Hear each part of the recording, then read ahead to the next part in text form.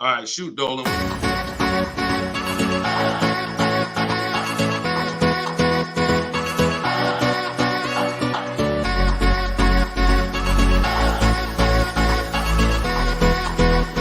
The worst possible thing you could say when you walk into a car dealership. I spent 5 years with Mercedes-Benz, 5 with General Motors, and the worst thing a person could say when they walk in is, if you could just get me to this payment, we got a deal. So your loan's probably still like 19, which means you got to pay to get out. You're upside down. It's called negative equity.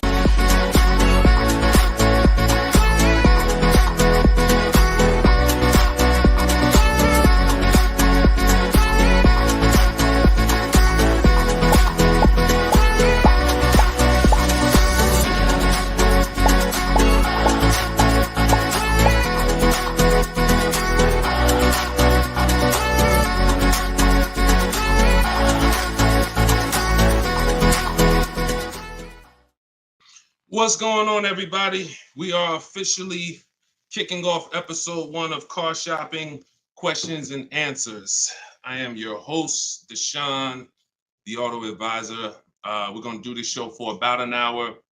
I'm excited to get really down into the nitty-gritty of showing you how you can buy cars, lease cars, and get below market prices. And if you don't know me, I spent 14 years in the car business, 5 with Mercedes-Benz, 5 with General Motors. And now what we do is we devote our time and our energy into teaching you how to car shop with strategy, how to understand the things that you haven't been taught to understand. So we do rapid fire Q&A. And no matter where you're at, I want you to start typing your questions. We're live on 4 platforms right now. And this whole broadcast is going to be sponsored by my new book. It's a digital book. It's called Cars from Home: 7 Steps to Saving Time, Money, and Avoiding Dealerships. There's a link in every single post, so you can get your copy at 75% off for the next 30 minutes. But while we're here, let's go deep. And everything I'm going to be teaching you is going to be out of my book. And all of your questions are going to be answered in one of our 7 steps. So start typing your questions. I got my man Dolan in the background. I see a lot of people on TikTok, but I don't see the questions coming in on TikTok yet. And TikTok, y'all usually are the ones that send the questions the fastest. So let's get these questions up. And so Dolan can start loading them onto the show and we can get down to business. So Dolan, kick us off when you're ready. 75%. Yes, 75% off is today, SS. That's from YouTube. Yes, you can get it for the next 30 minutes. It's normally $97. But it'll be in your inbox in about 5 minutes at 75% off. So let's go, Dolan. When you're ready, if we've got the first question, let's kick it off. Okay, this one's from YouTube. Hello. Thank you for all your advice. We're looking at the car on Copart, and it was a salvage title. What is your experience with these types of auctions? So I don't get into teaching about salvage titles. I'm going to tell you why. I consider that to be like foreclosures. I'm not telling you that there's anything wrong with these cars. What I am saying is they're like foreclosures in real estate, which means you should be learning from someone who actually lives that life every day, because there are many risks. When a normal person starts entering into a high risk market, the rewards could be high, but also the risks are high. So I would tell you to find someone who's buying salvage titles, buying at auction, and learn from that person. Okay, go ahead, Dolan, shoot the next one up. Okay, this one's from Instagram. I got a lease with Nissan, not looking to go back to Nissan. Should I buy it out and then trade the vehicle in for what I want? This is a great question. First of all, can everybody hit the share button? And if you're on TikTok, can y'all just start tapping the screen and light this up?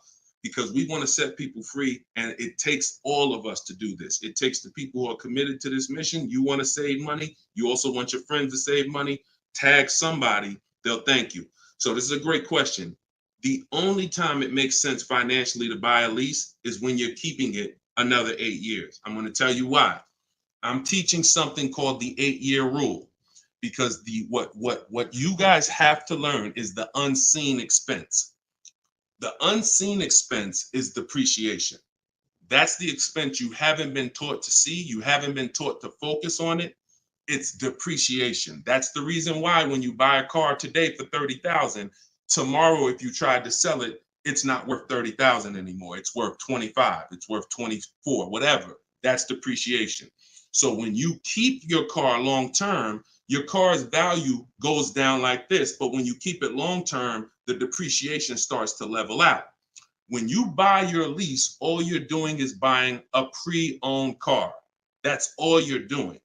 Yes, it's a lease that you had, but you have to start seeing it as it's just a used car. So you want to ask yourself, should I buy a used car and then turn around and sell it? That's what you're talking about. Now, Coach Mojo, we don't buy leases. What we do is we see if we can sell them for a profit. If you didn't know you could sell a lease, I want you to type a 1 in the chat. We're going to be peeling back a lot of things you're going to discover as you listen and you stay in this community. You can sell a lease. Most of you have heard of the term lease with the option to buy, but you're not familiar with lease with the option to sell. You have those rights no matter what. 9 times out of 10, we're going to exercise our option to sell. And how you sell, there's 3 ways to sell. There's 3 different types of what I call an equity assessment. This is step 2 in my book. You must do an equity assessment. If you have ever dropped your lease off to a dealership and you haven't done this, then you could have given them thousands of dollars without knowing. So what you're going to do is do an equity assessment by calling the bank, finding out how much you owe. You want to get your payoff. That's going to tell you, let's say it's $18,500. That's your customer payoff. Now what you want to do is you want to see who will pay you more than that, or at least that amount.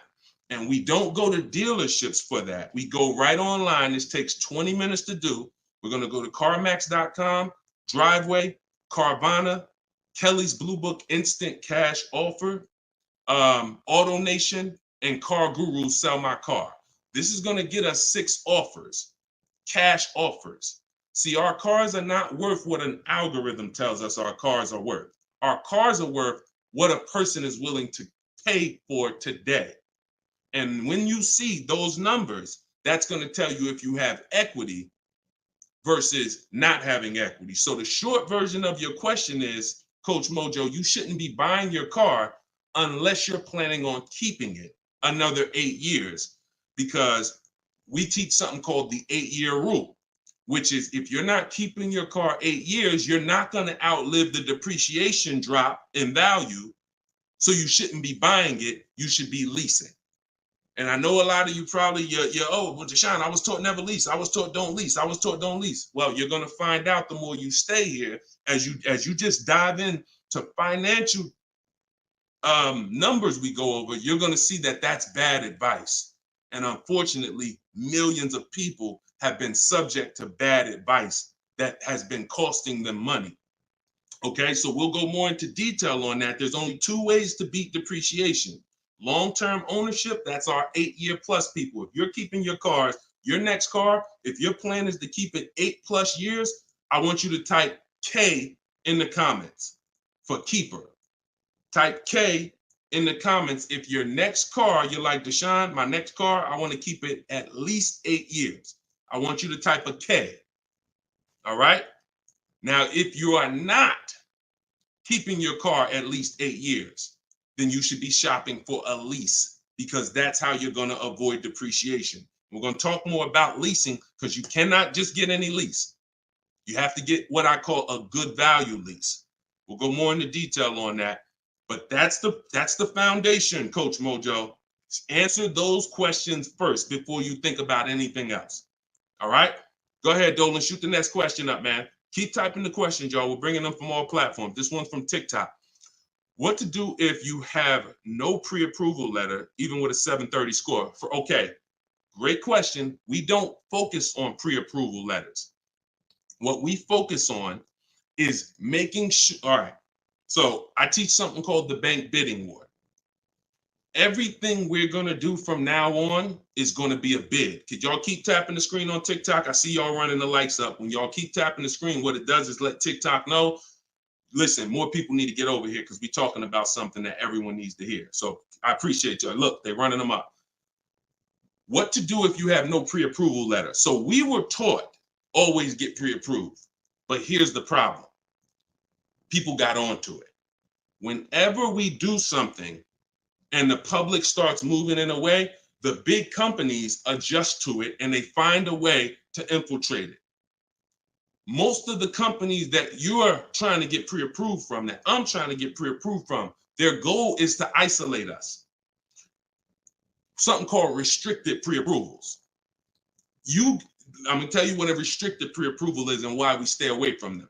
A restricted pre-approval limits where you can shop. We'll approve you, but only to shop with Carvana. We'll approve you, but only to shop with our dealer network. We'll approve you, but only to shop with a drive-time dealer. Because a pre-approval is the whole purpose when you learn how we shop, which is to shop wide. When you start seeing to shop wide and get multiple offers and see the entire 100-mile radius within where you live as a huge market where people are competing to sell you a car, you'll start seeing why we never want to deal with a restricted pre-approval. So what we do is we use something called the bank bidding war. The only way, how many people have asked themselves, did I get the best interest rate? Type $signs. If you've asked yourself ever, you bought a car and you said, did I really get the best interest rate? Type a $sign if you've wondered that. See, the only way to get something we call price assurance, which is to guarantee. See, these are powerful words that I want you to add to your vocabulary when you're car shopping. We need to guarantee that we got the best interest rate. How do we do that? Getting bids.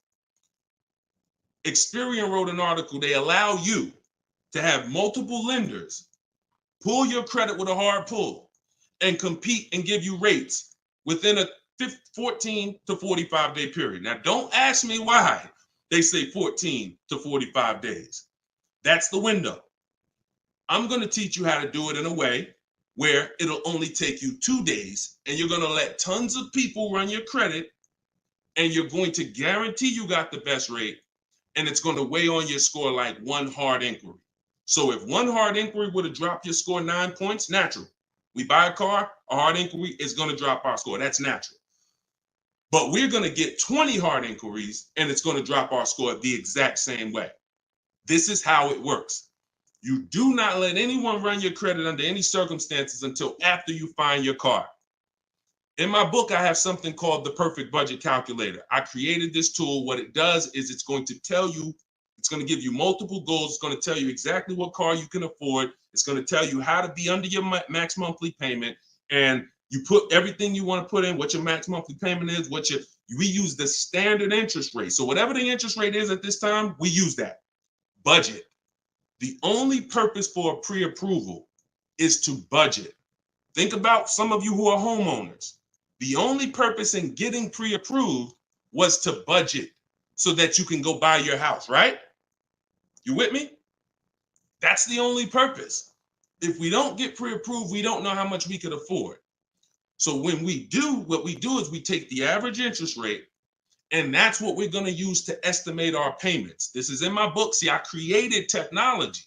So some of you are saying, Deshone, is this just a book? No, it's not just a book. I have links in there. I have links to videos in there. I have platforms that I've created and calculators and tools that I created that I wish I could refer to you. No, but they're only in my book. So you can get the book. I'm going to teach you how to do things the manual way. Some things you can say, Deshone, I could do that manually. But if I'm telling you about a tool I created to use so that it can budget for you, then the only way to get it is to actually get my book. You can get it for 75% off in my TikTok bio. You can get it in my Instagram bio. You can go to deshonsbook.com, or you can scan the QR code and get your copy for 75% off for 30 minutes. But when you budget, you know exactly how much you can spend on a car, and you go find your car under that budget. The Perfect Budget Calculator is going to give you multiple goals. See, here's the problem. When you go out shopping for a car, you notice how you have a budget in mind and you typically tend to go over it. You say, I don't want to spend any more than $500, or I don't want to spend any more than $30,000.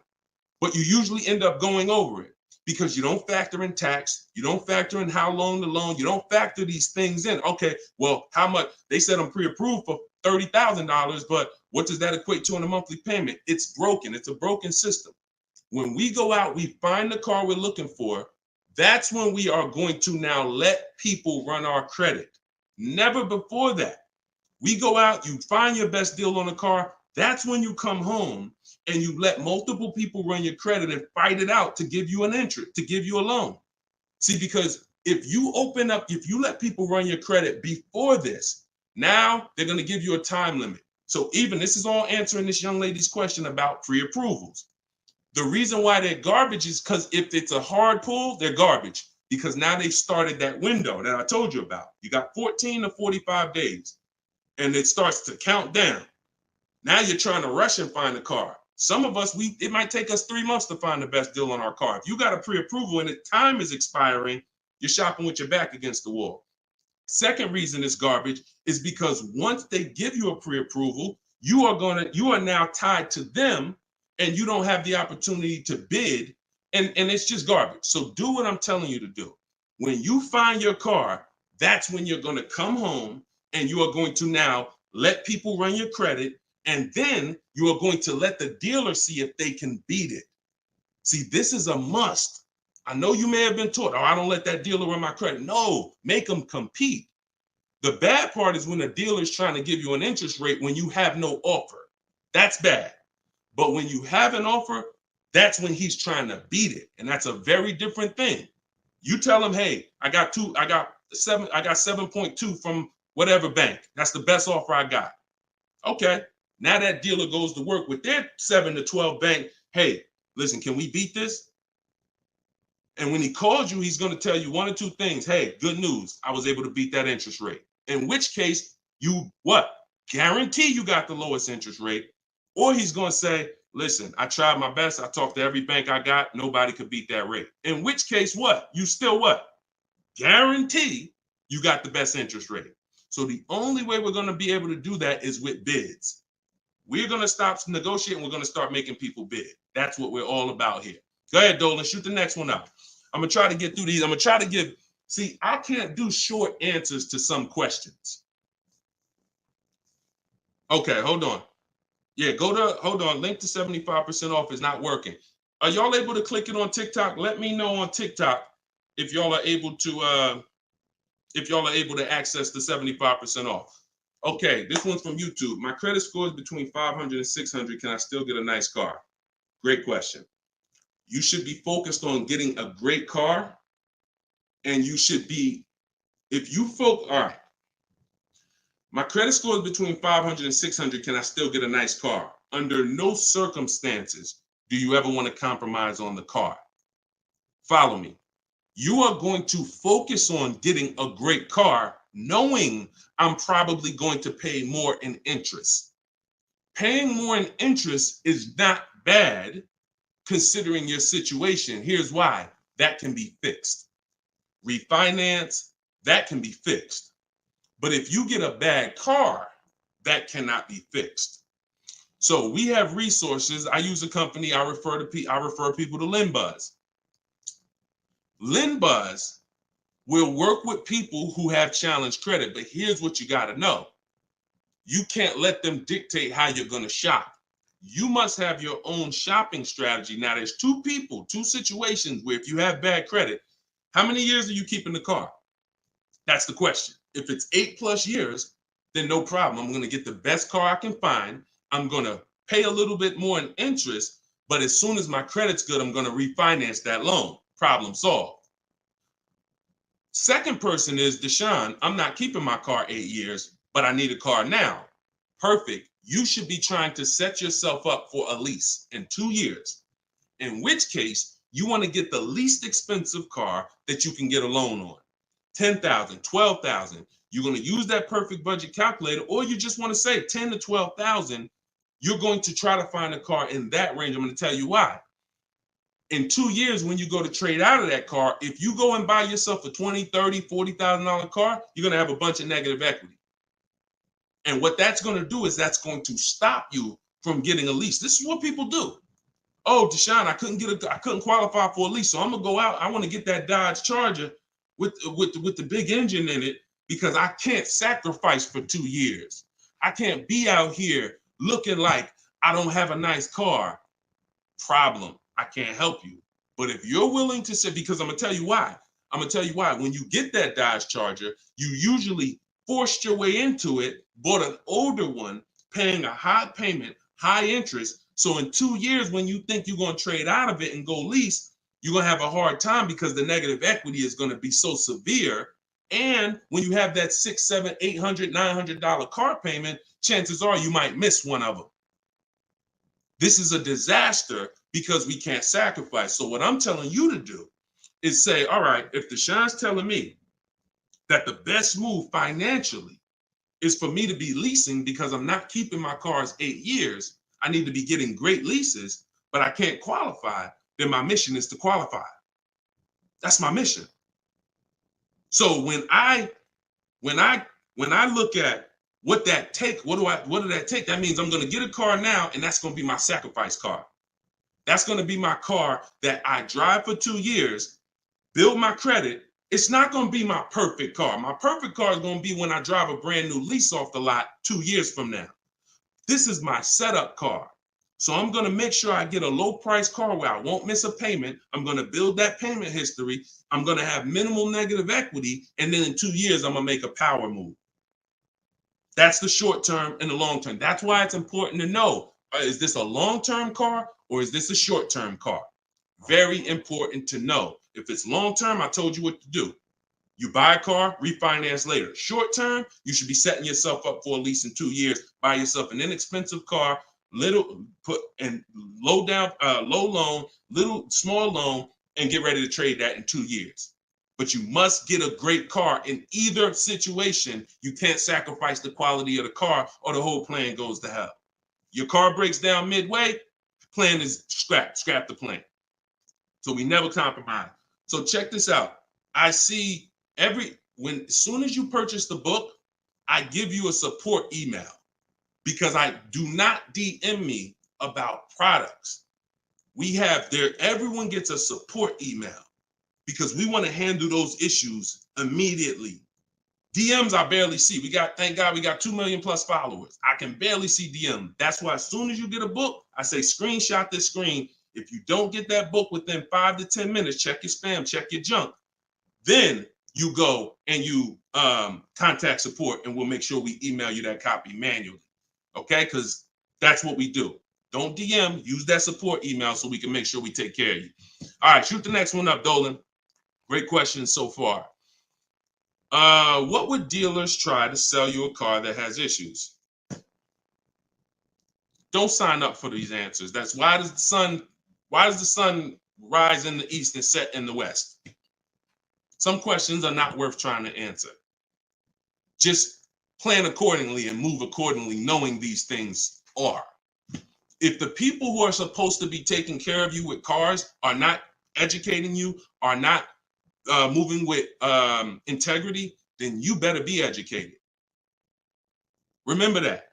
If the people who are supposed to be taking care of your money, when you come to buy a car, lease a car, that's a $10,000 to $100,000 transaction, some of you. If those people are not moving with integrity, and you cannot guarantee that, a smile doesn't guarantee that, talking nice doesn't guarantee that, you better be educated. And the people who are going to move like the way we're going to move, the way you're going to move if you're listening to this, the way you're going to move if you have my strategies in my book, the way you're going to move when you learn how to car shop online and make people bid, you're going to be educated where no one can take advantage of you. You're empowered. You're the one in control. You're the prize. You're the one people are competing with to earn their business. And that's what I want for you. All right, go ahead, Dolan, shoot the next one up. This one's from Facebook. I'm about to begin the process of buying a car from a dealership. They're offering me a lowered payment if I go with one of their lenders. Are there any ways to save on this deal? So have you gotten bids? See, look, you were programmed to be loyal to dealers. I'm from the industry. I was in the industry for 14 years. I'm teaching people all around the country. We have over 8, close to 8,000 customers that have used our stuff and used our products since 2021. We have data from all around the country. There is absolutely no way that you're going to get your best deal ever focusing on one dealer. That would be like you going into a supermarket and say, hey, no matter what the price of this item is, I'm only buying it from this brand. Or you saying, oh, I'm gonna buy a TV. No matter what I don't care. I'm just gonna walk into Walmart and whatever the best price on the TV is that I see, I'm just gonna take that. I'm not gonna look online. I'm not gonna look on Amazon. I'm not gonna look on Best Buy. I'm just gonna walk into one store committed to try to get a deal with that store. That's the same thing you're doing. Could y'all keep running the likes up on TikTok? Keep tapping the screen. If you're getting value out of this, I appreciate it. We don't do that anymore. That is a recipe. And look, I'm gonna tell you something, and I hope you don't take offense to it. Our grandparents shopped like that. In what way in 2024, 2025, almost 20 years, 30 years after the internet's being invented, you're still shopping like our grandparents shopped? Does that make sense? It makes sense when you're like, yeah, Deshone, that's what I'm doing. But it doesn't make sense in the grand scheme of why am I doing this? It's because that's what you were taught to do. That's why I represent unlearn, relearn. You can't win with what I teach unless you're willing to scrap all that bad knowledge. We don't buy from one dealer. 3 transactions that people have been, I'm gonna break this down real quick in literally a second so y'all understand. There's 3 transactions that you've been taught to give to car dealers. 3. Buying your car from them is one transaction. Who you get your loan from is another transaction. Who you sell your old car to is a 3rd transaction. And many of you have been taught to give the dealer all 3. Meanwhile, there are people who only want to give you a loan. They don't sell cars. They want to compete for your loan. There's other people who want to buy your old car. They don't sell cars. They want to buy your old car. Y'all get what I'm saying? Type a Y for yes, if you're understanding that you have to start breaking these transactions into their own transactions. You can't maximize and guarantee you're getting your best deal mixing 3 transactions or 2 transactions into one. You can't do it. We're breaking them up. And now once we break them up, how do we guarantee we get the best offer in each one? Bids. So you understand? So what we're doing is we need to see our old car, our old lease, our old car that we have that we're replacing. Who I'm going to sell that car to is one transaction. And whoever's going to win the bid gets the car. Who I'm going to get my loan from, that's another transaction. And whoever wins the bid gets my loan. Who I'm going to buy my car from, that's another transaction. And who's going to win the bid gets the car, gets to sell me the car. And we do this in 60 minutes. See, what you're going to see, watch this. Let me show you Frina. Frina just picked up her Jeep last week. Look at the deal she got. This is why you're never going to get these deals walking in the dealers. You're never going to be able to guarantee your best deal walking in the dealers. You're going to sit at home and be in control. Look at Frina's deal. She said, look, I'm a proud graduate. Cars from Home that's our video library. And, like I said, I coach people all around the country. She said, I picked up this baby yesterday. Look at the date. 2024 Jeep Grand Cherokee Anniversary Edition. Followed the program, used all the scripts. I have scripts in my book. I have scripts that we don't talk. Because if you have to talk, you run the risk of messing something up. No offense. I'd rather you type. If you'd rather type than talk, type a 1. So contacted the dealers, sealed the deal, $579 a month. Look at the MSRP on this car. She got a hybrid one, $65,000 vehicle, almost 66. Her best deal, who won the bid, was a 0.88% lease. That is unheard of in the world. See, I teach something called the 1.5% rule for knowing when you're paying too much for a lease. The 1% rule has been around since way before I even got in the car business. If you could lease a car for 1% of the MSRP, no money down, no money out of pocket, you stole the car. This is 0.88%. I owe it all to Deshone. Without this program, I wouldn't have had the tools to shop from home. Shopping from home the right way is how you're going to win. Some of you may have tried, Deshone. I tried. It seems hard. Yeah, because once the internet was invented, internet salespeople got invented. And internet salespeople are trained to make it hard they got to make money. And what they're going to do is they're going to make it hard for you to get a deal done because half the time you don't even know the information you need to give them to get a quote. Hey, I got to give you where I work at. See if I qualify for any rebates. I got to tell you what cars are in my household. See if I qualify for any rebates. I got to tell you, what affiliations I have. I got to tell you what my date is. I have something called a no later than date. What's my deadline? Hey, I could buy a car, Deshone. I don't need a car for about 3 months. Should I start shopping now? Yes, you should. Because if you get in the market now and you can buy a car today, but you don't need it for 3 months, that's called leverage. See, most people walking in the dealers, they're like, hey, I need a car this week. I need a car today. That means the car that's coming 6 weeks from now, they can't benefit from that. You can. But you got to learn how to give this information. And this is why when you try to shop online, you have a hard time because you don't know. You're defensive and you're like, I'm not giving a dealer what they need, but I'm also not staying in a position where I don't give them too much information where they can use it against me. So that's what we'll learn. Everything I'm teaching you is, if I can boil it down to a couple simple things, mastering the science of shopping from home.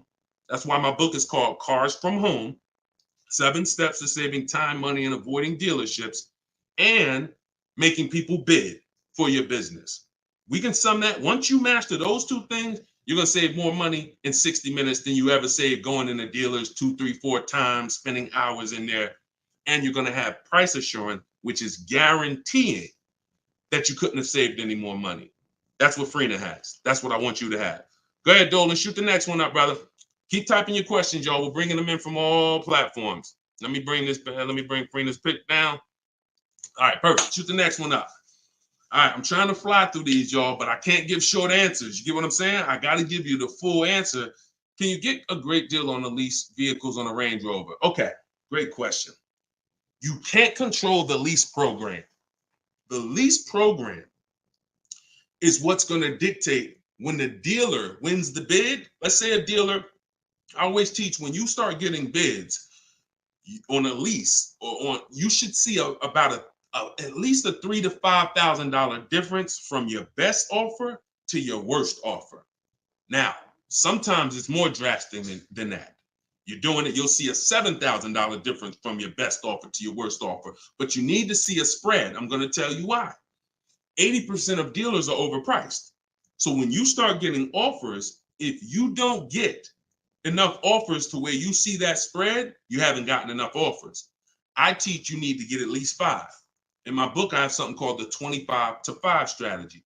So once the whole purpose of a bid is to find the dealer that's willing to discount the car and sell the car lower than all their competitors. And if there's any rebates, to disclose them to you.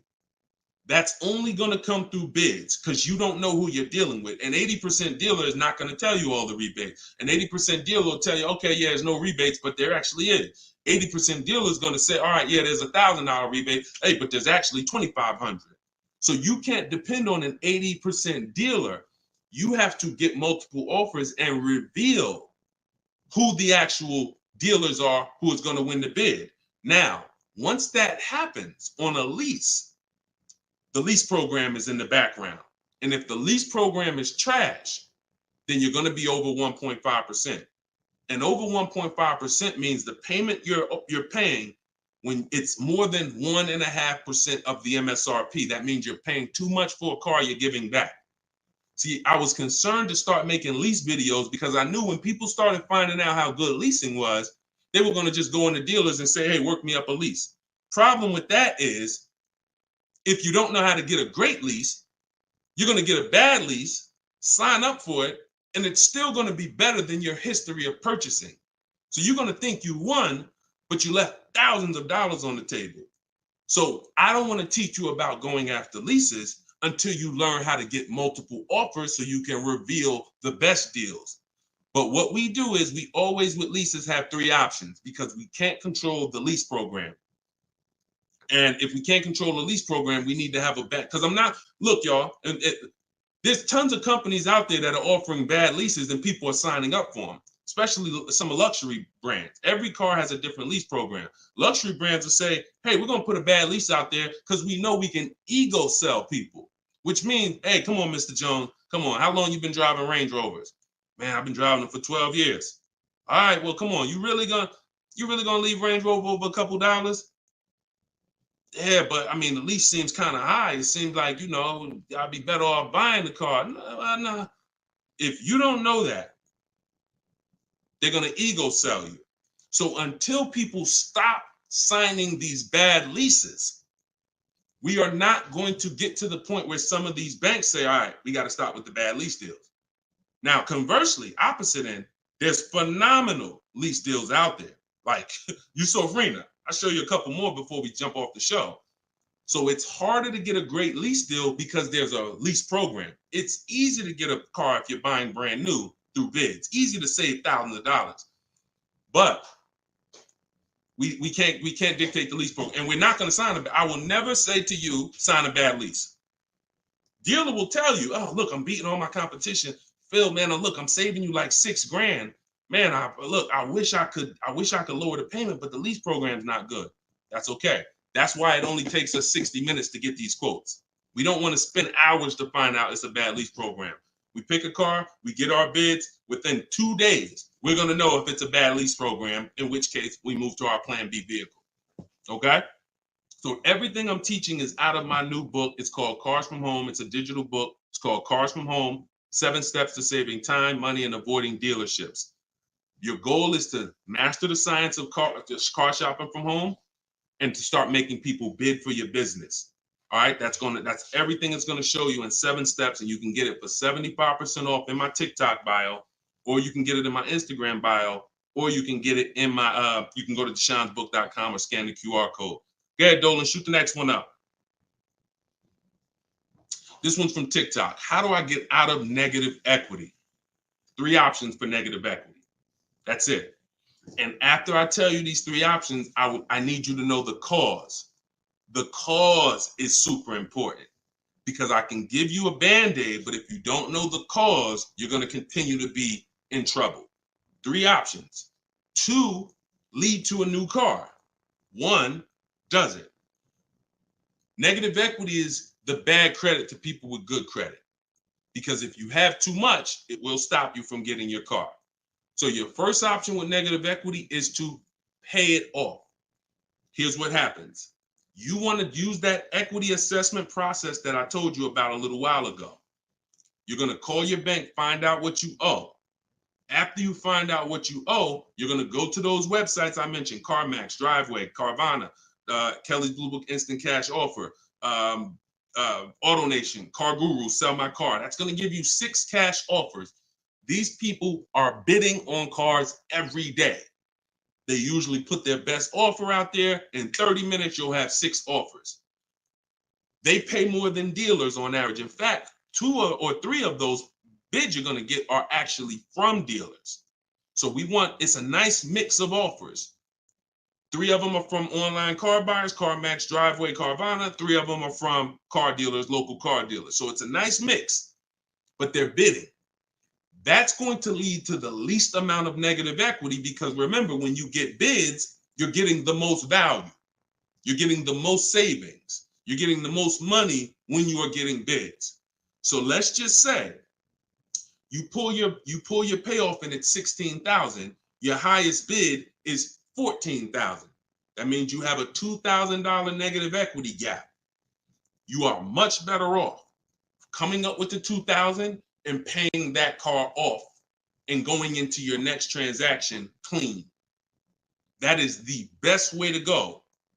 Because now, if you can't do that, I'm going to tell you why it's the best way when I tell you the second way to get out of negative equity.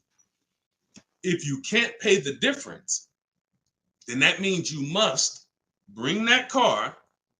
You can't do a separate transaction with that car because you need the dealer who you're going to buy the car from to wrap the negative equity into the new deal. They are still going to win the bid. You must, in all cases, only deal with dealers who won the bid. But once they win the bid to sell you the car, now when you come to them, You're gonna now bring your old car into it and see what it's worth to them. When you see what they can pay for it, you're going to see in most cases, it is not going to be the highest number you got from the online buyers.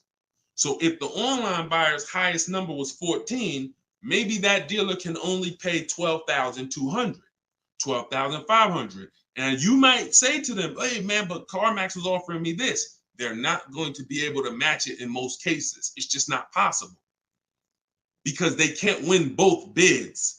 If you start buying cars for the most money, selling cars for the least money, it won't take you long to be out of business.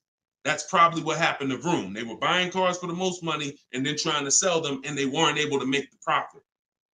So we must separate the process, but if you can't pay the difference, you now must bring your old car into the process after a dealer wins the bid, introduce them, hey, this is the car. Now, they've already won the bid. They beat all their competition to sell you a car. So they've already proved they're a 20% dealer.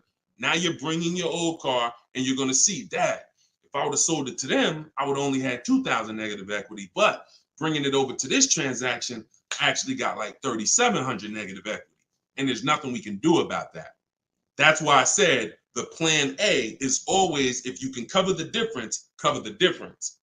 If you can't, that's your only option. Now, here's the third thing. I told y'all 2 things lead to a new car with negative equity, 1 doesn't. If you have too much negative equity, you have to understand loan to value ratios. Loan to value ratios have nothing to do with credit scores. That's why I call negative equity the bad credit to people with good credit. When you bring your negative equity over, the bank is only going to lend a certain percentage above the price of the car. So if the price of the car is 30,000 and you have good credit, the bank might only lend 36. They might only lend 20% more, 25% more than the price of the car. So if you're coming over and you're trying to do a no money down deal, which is what we do, we shop with no money down. If we can make no money down deals and we can get the car payment to where we want, if we can get the whole deal to where we want with no money, that's what we do. It's different when interest rates are higher. We typically put more money down to avoid paying more high interest. But when it comes to us shopping, we always shop with no money down. So if you're trying to do a no money down deal and you are trying to bring all this negative equity over and trying to not just finance the price of the car, but the tax, the fees, and negative equity, you run the risk of blowing out the loan to value ratios, in which case you're not going to be approved. You could have a 900 credit score. They're going to tell you you got to put money down because you can't finance all that negative equity. So it depends on how much. And if that's too high and you can't put down money to actually make a difference, then you're going to need to stay and pay down that car for a couple more months or even maybe a couple more years to lower the amount of negative equity. So that's how you get out. That's all in my book. 3 ways to get out of negative equity. But what you got to know is the cause. Only legitimate reason for negative equity is because you had an emergency and you had to switch cars. Now, if we go by things that can be prevented, like Deshone, I bought a car, it's breaking down. Well, that means you bought the wrong car. We can prevent that with knowledge. Now, if you say, Deshone, I just wanted a new car and I switched it, that's costing you. And because you don't understand leasing, see, 90% of the time, 10% we give to emergencies. Deshone, man, I had a sedan, then I had twins, I had triplets. I need to get an SUV. I got to switch the car. Understood. Legitimate reason. Switch the car, stay in it long term, pay off, and keep the car. But 90% of the time is you don't understand leasing. And you buy your cars, you take out 5, 6, even God forbid, 7-year loans. You switch these cars in 3 years, 4 years, you always have negative equity and you're overpaying by thousands of dollars. That's the cause. That is the cause. I've been doing this since 2006. The reason for most people, most of your negative equity is because you haven't learned to lease yet and you're buying cars, but you're a short-term person. All right? And the more you stick around here, the more you'll understand why that's a mistake. If you get my book, you'll understand, oh, I've been doing this wrong. I was taught this. I don't blame you. You were taught that. But when you learn, when you do better, when you know better, you do better. And that is my goal, is to make sure you know better. My pleasure, Reggie. You said thank you for everything. My pleasure. Absolutely. Everything I'm teaching y'all is out of my new digital book, Cars from Home, 7 Steps to Saving Time, Money, and Avoiding Dealerships. You can get your copy for 75% off as part of our launch in my TikTok bio, in my Instagram bio, or you can go to deshonsbook.com. There's a link in the comments, or you can scan the QR code if you're watching us on the television, and you can get your copy for 30 minutes. Once that timer expires, book goes back up to $97. So get your copy before the timer runs out. Go ahead, Dolan, shoot the next one up. All right, this one's from YouTube. Appreciate all of your content. Thank you. We are looking to buy our teenage daughter her first car. Is there any downside to purchasing outside of a name franchise dealer? No, if you do your due diligence, because there's 100,000 plus used car dealers in the country. Let's assume 80% of them are trash. As long as you are sorting, when we shop for used cars, and you want to ask yourself the eight-year rule question. If you're not keeping this car, if you don't think your daughter's keeping this car 8 years, then you should be shopping for a lease for her. Now, if you say the only difference, there is one exception to the 8-year rule for those of you who are buying inexpensive used cars. $10,000 used cars, $7,000 used cars, that's different. That's different. I call these smart cars, not the little smart cars. It stands for saving money at the right time. So if you're buying these cars, my brother does this. He buys pre-owned cars. He gets them $10,000, $7,000, $5,000, and he drives them. He pays very little money. Sometimes he sells them and makes a little money. That's different. But the mainstream cars, if you're not keeping them 8 years, $15,000, $20,000 used cars that you're buying, you're going to see the 8-year rule is the gospel. You should be buying cars if you're keeping longer than 8 years. You should be shopping for aggressive leases if you're not keeping 8 years. So let's assume you're going to keep this car 8 years. When we are buying from used car dealers, y'all, we are absolutely shopping 100-mile radius, at least. That's usually where we start. And then we're going to search, and we're going to narrow down based on title history, based on service records, based on accident history. And then we need to verify that the price that they advertise online is legit, because there is something going on right now. It's been happening for a few years. They know you're looking for online prices. So what they do is they put a price online that they don't intend to honor. So the first thing, so we narrow it down based on those things. And when we get to this final step where we got our top 3, top 5 choices, we need to see who's going to do bogus fees, who's going to try to hit us with bogus fees, in which case we eliminate them. And then we narrow it down to the best one. And we need to pull the original. Listen, who's going to be buying a used car? I want you to type a U. If your next car you're keeping for more than 8 years is going to be a used car, type a U in the comment. In the comment section. Or if you've purchased a used car in the past, type a U in the comment. Type a U in the comment. Okay. So, man, I see you. Felicia, I see you. Miss Bambi, I see you. Reginald, I see you. Okay. So we got a lot of people. Okay. All right. We got a lot of people who are going to be buying a used car or have bought a used car in the past. What I just told y'all is how we're going to get a quality used car. Plus, I do something. Step 4 in my process is we have to do a longevity check. Some of these cars have data that shows they don't last more than 80,000 miles before the transmission goes out. If you don't know that, then there's nothing you can do but be surprised when the transmission goes out at 78,000 miles. So we always want to do a longevity check on Google. We search these things. But the other way, what I just told y'all is how we make sure we're getting a quality car. Accident, title history, service records, accident history.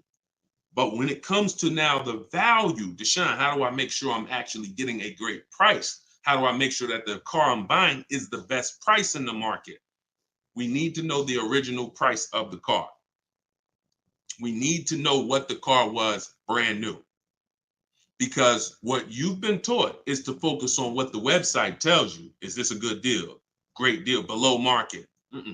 Because websites, their job is to be accountable to the people paying them.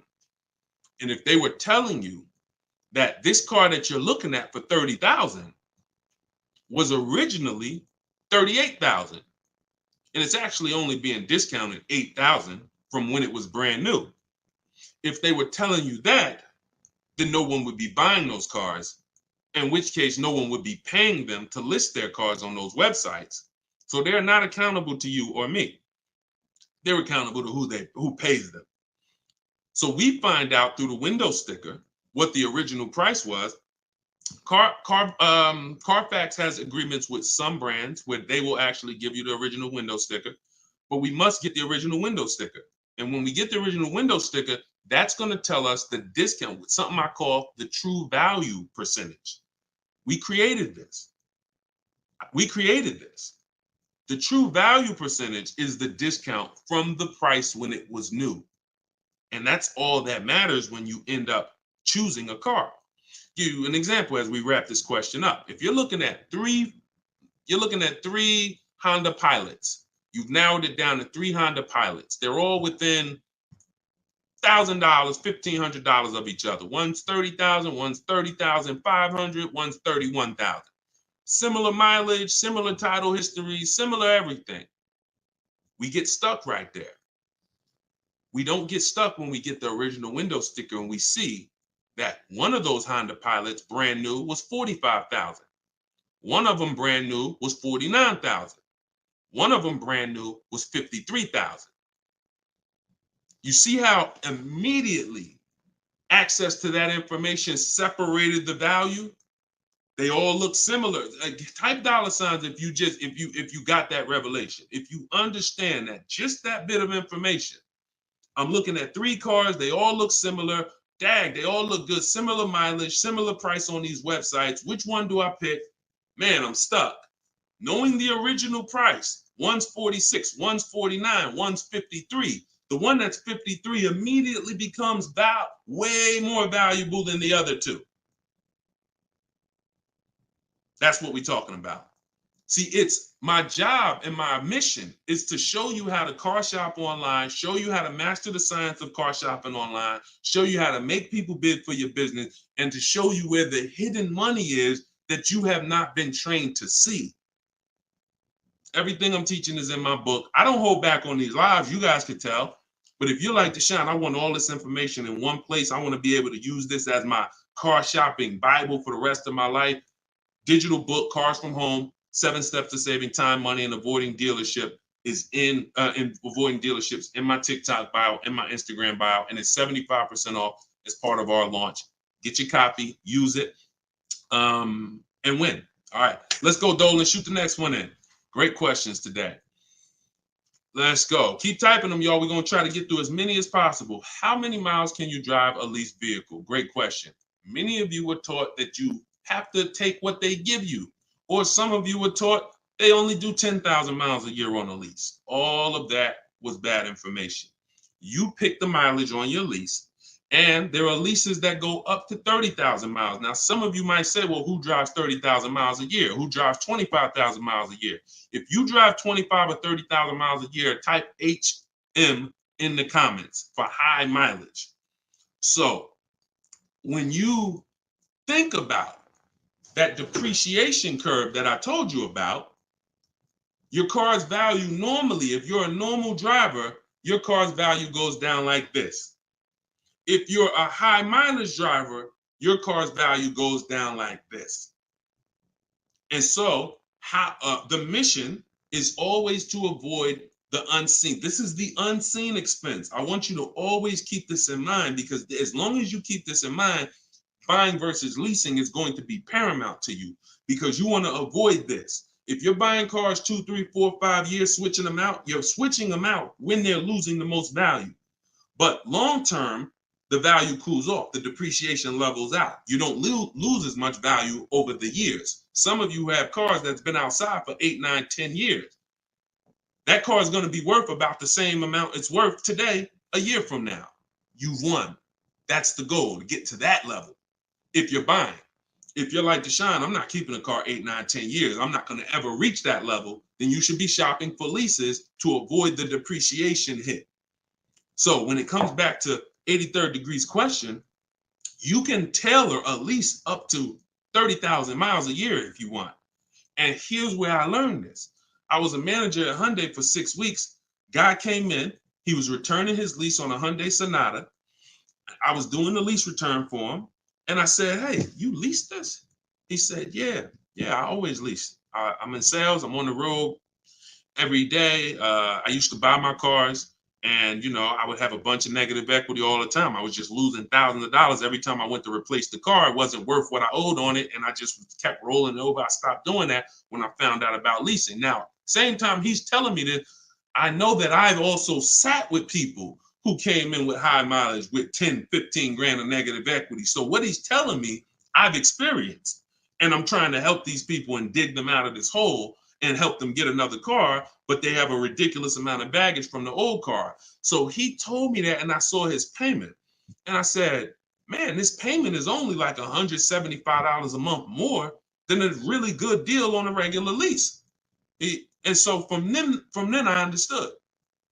I'm going to teach people that you need to understand, if you get a great lease deal and then you bump the mileage up from 12,000 to 22,000 or whatever you need, you're going to pay thousands less than if you bought the car and just took that depreciation hit. You bring that car back with 75,000 miles in 3 years, the car is worthless, but you still owe $17,000 on it.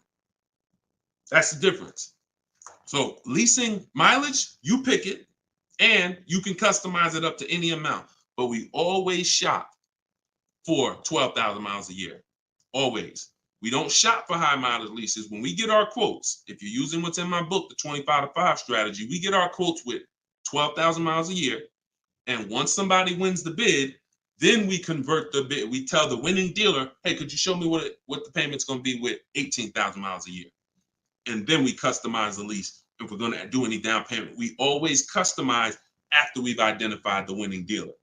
Great question. Great question. Go ahead, Dolan. Shoot the next one out. Great questions today. All right, keep typing them, y'all. What advice would you give a first-time buyer who doesn't want a car note? Then go save up your cash and go get the best car you could afford. But why is it we always, Whitney, just send an email to support. If you're having trouble getting your book, just send an email to support. We'll send you a copy manually. Oftentimes it's a little one letter is different in the email. So that's why as soon as you purchase, I always give you that support email so that we can make sure you get your book. Okay? But what advice would you give to a first-time buyer who doesn't want a car note? Save up your money, get the best car you can afford. But here's what I want to ask you.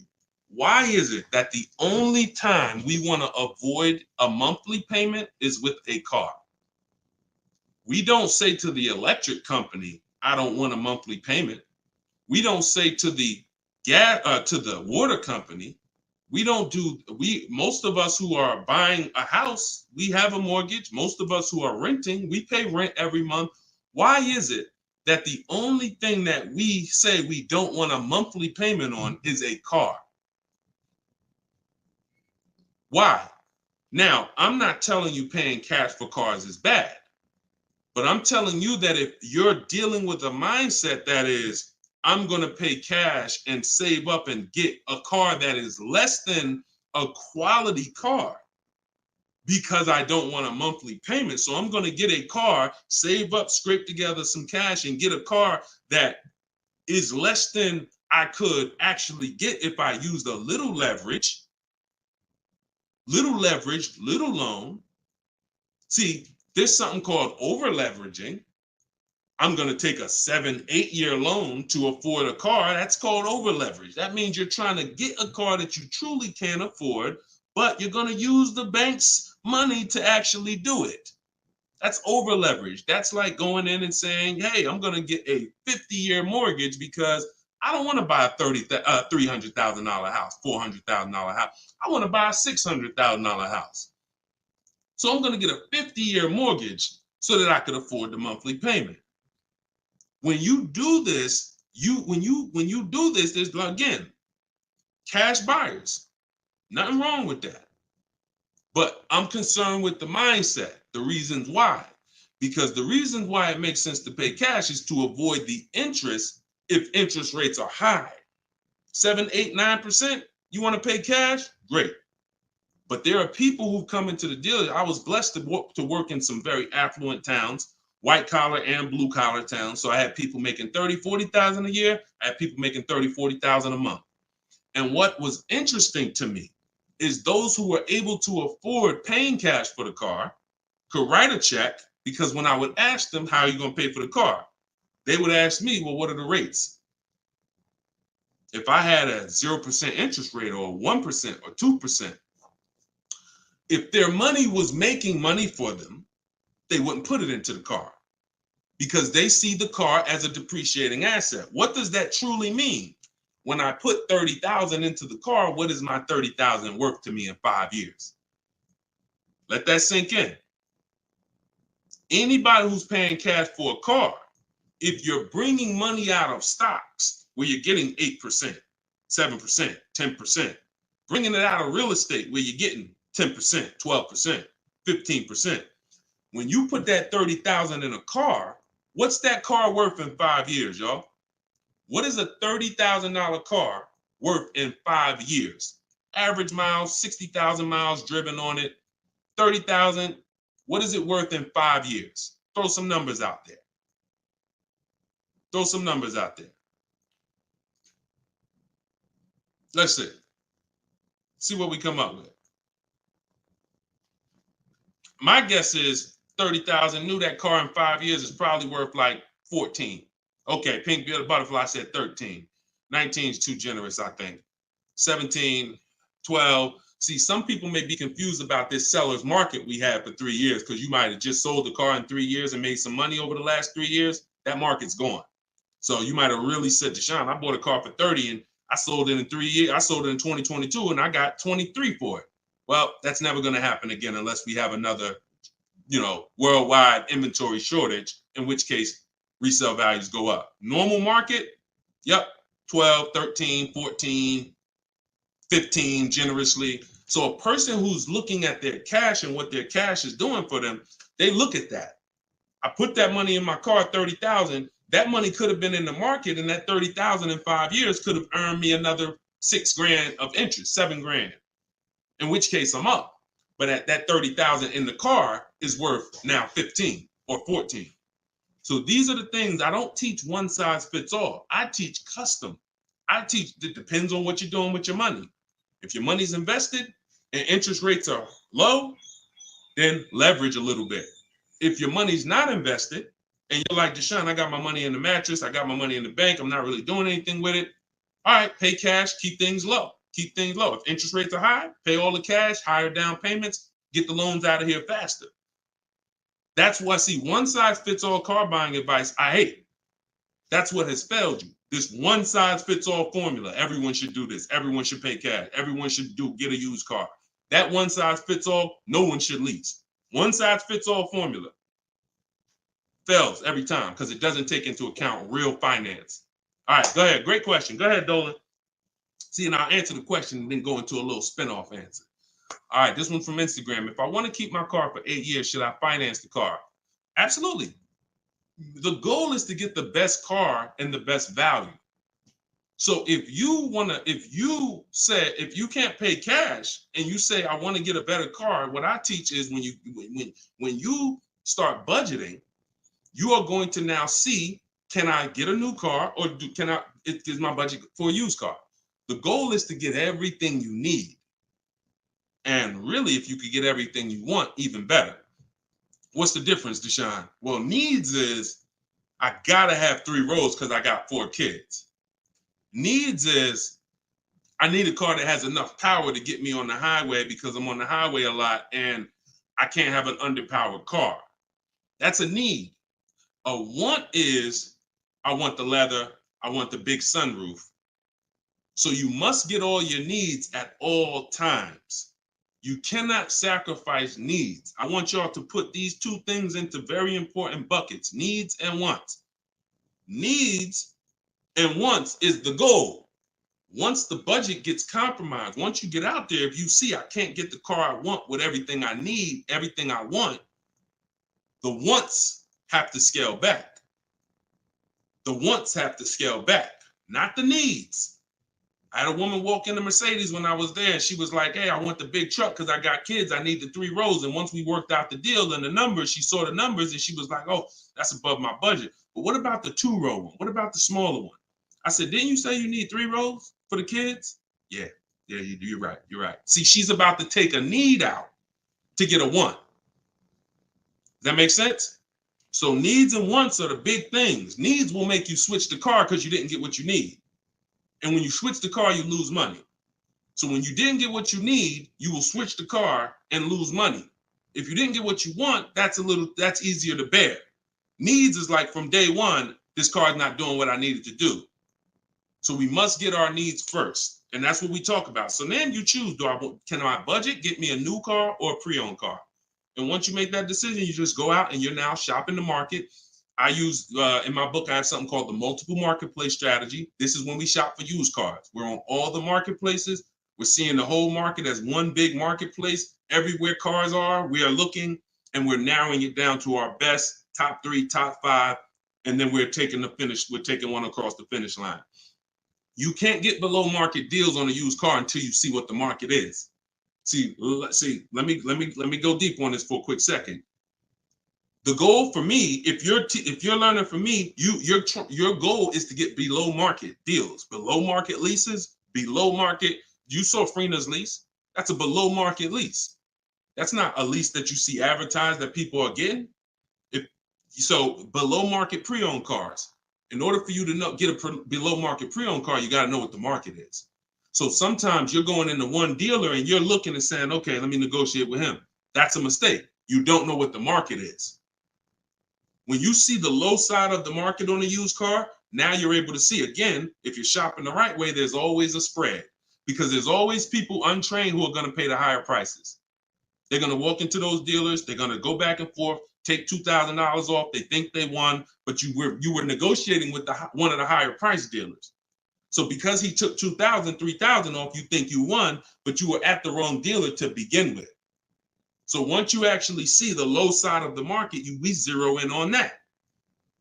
And we zero in on that, and we look to take one of those deals across the finish line. Can't get below market deals if you don't know what the market is. That's why when we look at used cars, we're not looking to buy the first day. We're not looking to buy the second day. Sometimes some of you are like, Deshone, I got a couple months. You might want to watch the low side of the market. You might want to, we always get alerts when we go in. This is all in my book. If you like Deshone, I want to know all of this. I need this in my hand. It's in my book, Cars from Home, 7 Steps to Saving Time, Money, and Avoiding Dealers, 75% off in my link, in my bio, TikTok, in my bio, Instagram, or go to deshonesbook.com or scan the QR code. But when we are getting these, when we are looking at the low side of the market, you might want to watch it. You might want to watch it and see, okay, and then we have alerts on. So every new car that pops up on these marketplaces, we get an email immediately. So we get an email immediately, and if I know that the low side of the market is 22, 23, the minute that car comes on, I'm going to be one of the first ones on it, where everyone else is going to hesitate. When a dealer gets a new car, typically a person who doesn't know the market, they're going to go in there and they're going to be like, all right, is this really a good deal? Meanwhile, we know the market, so we know in a minute, I'm going to snatch that deal before anybody even knew it was there, because the best deals do not last. And that only comes from knowing the market. All right? Go ahead. Shoot the next one up, Dolan. Great questions today. This one's from YouTube. What can I do to increase my confidence so I can negotiate more intelligently? Stop negotiating and start making people bid. Who's not a good negotiator? Type me. You're not a good negotiator. Type me in the comments. Not a good negotiator. Type me in the comments. Okay, that's most of you. And I'm a good negotiator, but you can't get guarantees being a negotiator. Pay attention to what I'm saying. I'm a good negotiator. I did it for a living, but I can't guarantee the lowest price negotiating. The lowest price only, the guarantee of the lowest price. I could be a good negotiator. Negotiator is always going to leave wondering, if you go back and forth with somebody, back and forth, back and forth, back and forth, you always leave wondering, could I have gotten a little more? That's not a guarantee. That's not price assurance. Bids, guarantee, because I'm getting 5 to 7 offers. I'm having, in my case, I teach the 25 to 5 strategy. We're connecting with 25 dealers. We're getting 5 to 7 bids.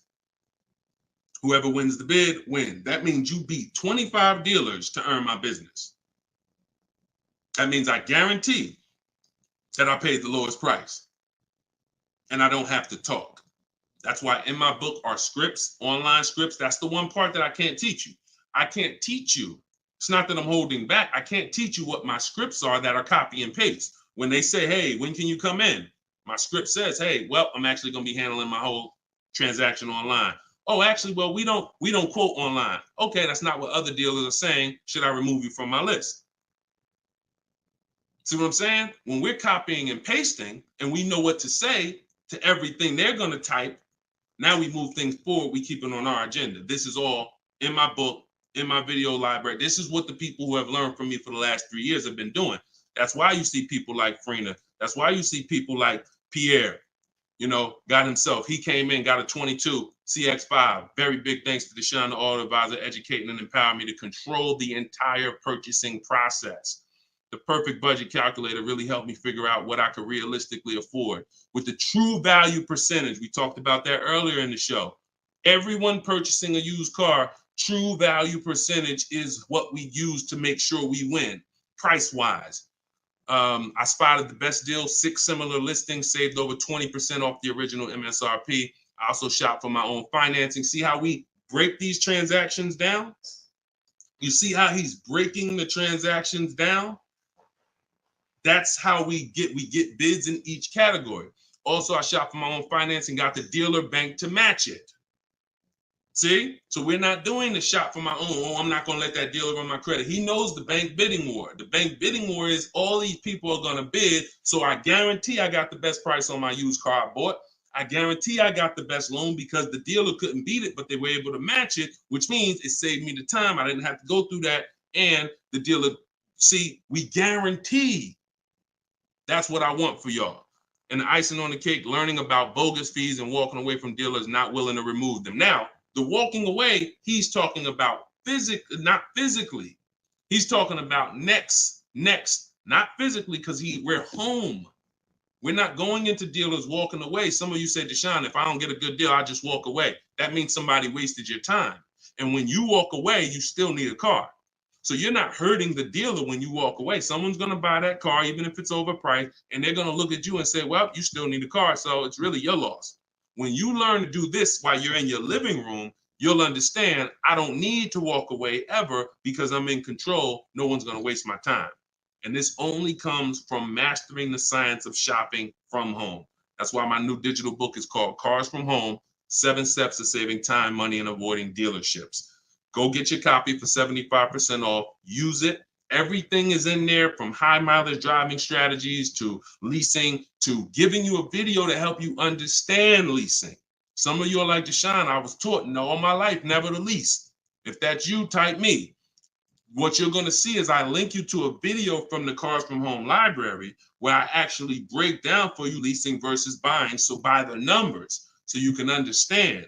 Some of you, that's what it's going to take. You've been programmed so bad about leasing. You need to see it by the numbers to understand that this is costing me money, not understanding this. So that's in there. Purchasing, high mileage driving strategies, links for people with bad credit, and how you're going to get your cars even with bad credit. It's all in there. Get your copy for 75% off for the next 30 minutes. Once the timer expires, it goes back to $97. And win. Use it and win. Listen, we're an hour and 15 minutes in. We want to keep these broadcasts, these episodes. It's episode 1. If you are subscribed to my email list, you'll know when we're live. You'll know when we'll be doing these shows, and you can hop on with us. We want to do, because you see all the questions. The only way I could get through all the questions is by giving y'all little short, little one-word answers.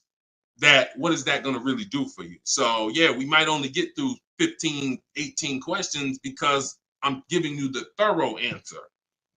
And when you see that a car is the second most expensive purchase behind a house, you'll appreciate the thorough answer. No one's going to buy a house and ask about financial literacy and expect a one-word answer. So we shouldn't do it with cars. We're going to buy more cars than houses. So get your book, y'all. We will be back. We'll be back for another episode very soon. If you're on my email list, you'll know. And I appreciate everybody for tapping in. This is episode 1. We got a lot more coming, and we're going to keep dropping these jewels. Keep unlearning, keep relearning. For the people that got the book, thank you. And for the people who continue to help share this message, appreciate you. We'll see you on the next one.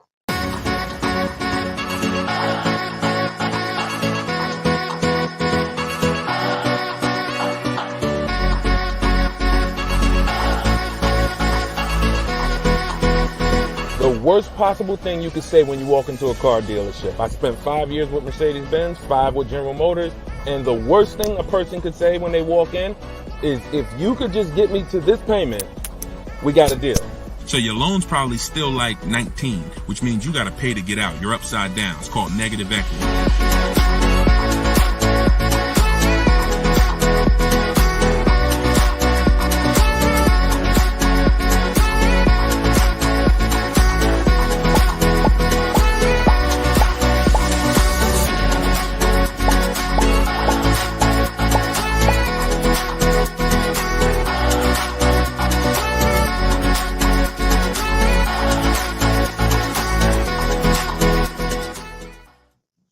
What's going on, everybody? Welcome.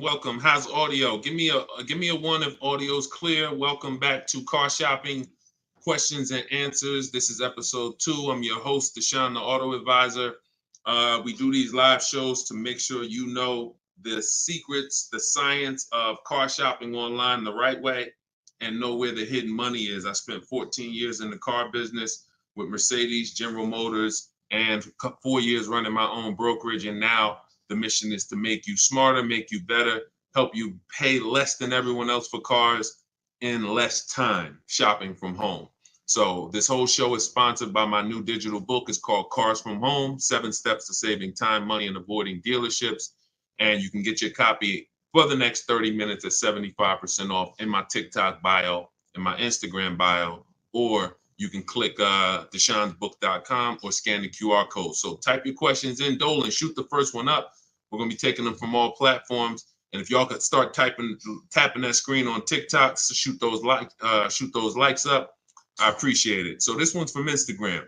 Does it make sense to buy a car from another state to get a better price for the car?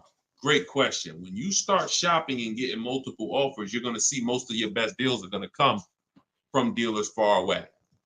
Not always, but a lot of times the dealers that you've been buying from, they think they own you. They look at your zip code and they program people to come in. The average person shops 1.2, I think it's less than 3 dealers. So when car dealers know you only are going to shop 2 dealers, then they know they can control you, and they know they don't really have to be as aggressive. Now, when you start sitting at home, like I want you to do, and start letting those offers come to you and start looking at car dealers, like start looking at all the inventory and getting multiple offers, you're going to find most times the best deal's 45 minutes away. Your best deal's an hour and 20 minutes away, because those people are trying to beat their competition. So you're going to find, you get used to that. You're going to step out of the local business and you'll get used to actually getting your best deal. Here's the saying. We'll wrap this question up with this saying. You buy your car from who makes you the best offer, AKA who wins the bid. If you're new here, we make people bid for our business. The more time you spend with me, you'll never negotiate again. You'll start making people bid. And the second part of it is you service your car where it's the most convenient. You service your car where it's the most convenient. You buy your car from who makes you the best offer. All right? Great question. Shoot the next one in, Dolan. Everybody keep typing your questions. I see you on TikTok. We're going to bring questions in from every platform. Go ahead. This one's from Instagram. Should you buy a car from a rental car sales place like Enterprise or Hertz? First of all, that would be low on my list. They'd have to, and look, I'm not telling you anything's wrong with that. What I'm telling you is that should be low on the list. When we're looking for used cars, rental cars should be low, and they got to be better priced than the cars that are not rentals. So I'm not going to Enterprise looking for what they have. I'm going on market. We use 8 marketplaces, y'all. When we shop for used cars, I have something called the multiple marketplace strategy. Multiple marketplace strategy is like it's you going everywhere, looking everywhere that used cars are. Example, if you were buying a TV, would you walk into Walmart and just say, all right, let me just look at this TV y'all got. All right, y'all want $1,000 for it? But no, you would be online looking at Walmart.com, right? Amazon, Best Buy, and any other website with a TV, right? Type right if that's the way you would shop. You look at someone who just walked into Walmart and say, why are you shopping like that? You see, so we bring the same things to car shopping. Same things. You're going to stay at home and you're going to go on these websites. CarMax is in the running. Carvana's in the running. None of these people we buy from exclusively, they must win the what?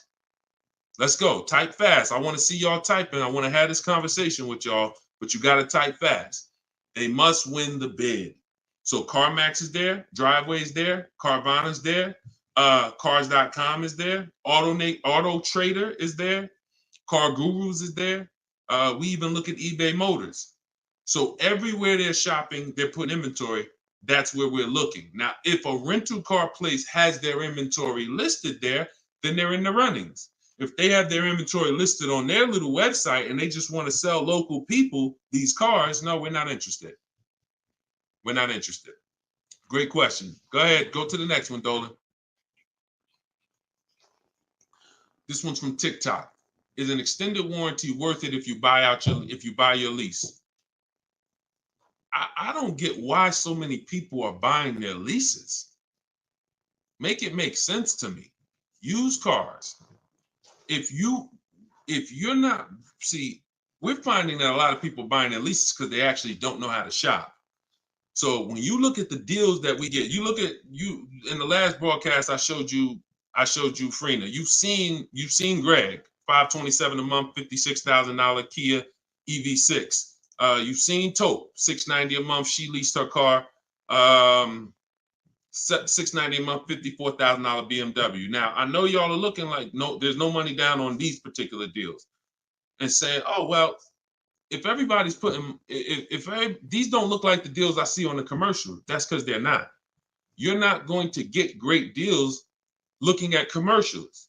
Ignore commercials. But we found that people are buying their leases because they don't know how to shop. And that's not a reason to buy your lease.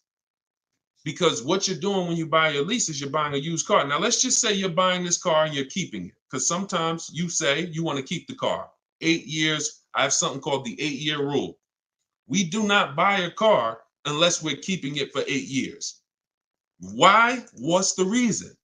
Because the depreciation is going to ruin you.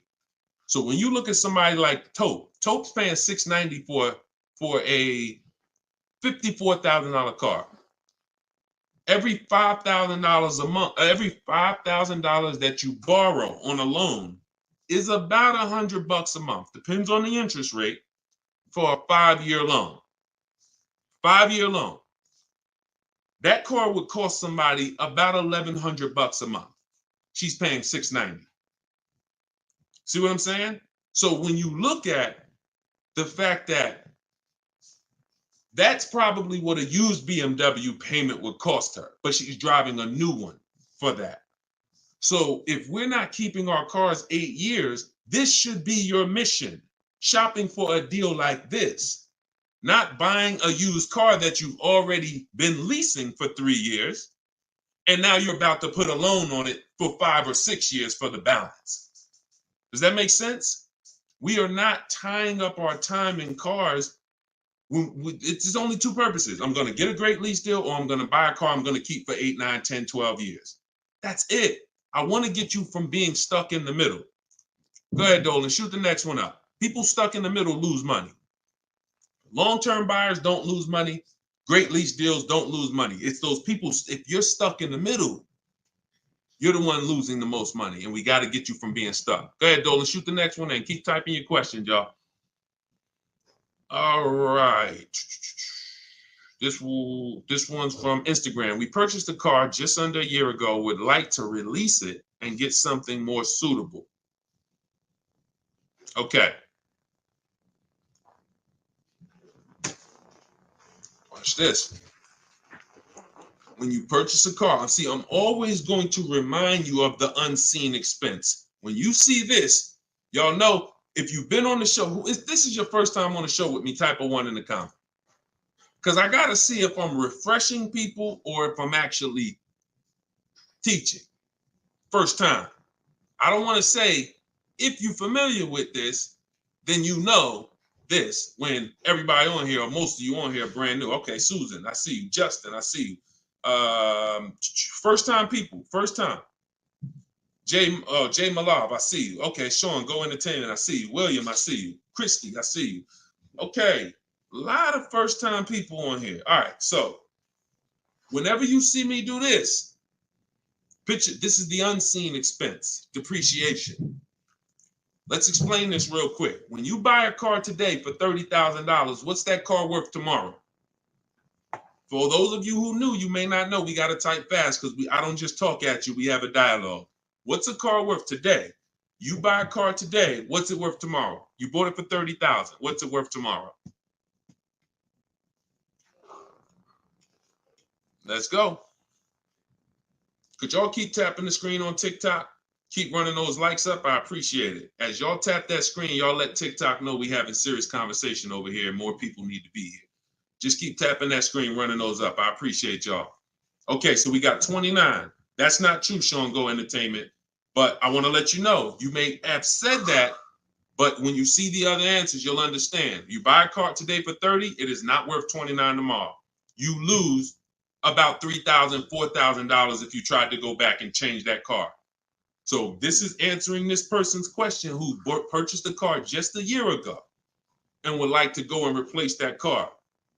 $26,000, $24,000, $25,000. Depends on what the new market is. Depends on what this, but yes, you're going to lose probably 20% of the value in a day. In a day. In a year, you don't drive that car a year, you probably lose total of 20%. That's what you have to understand.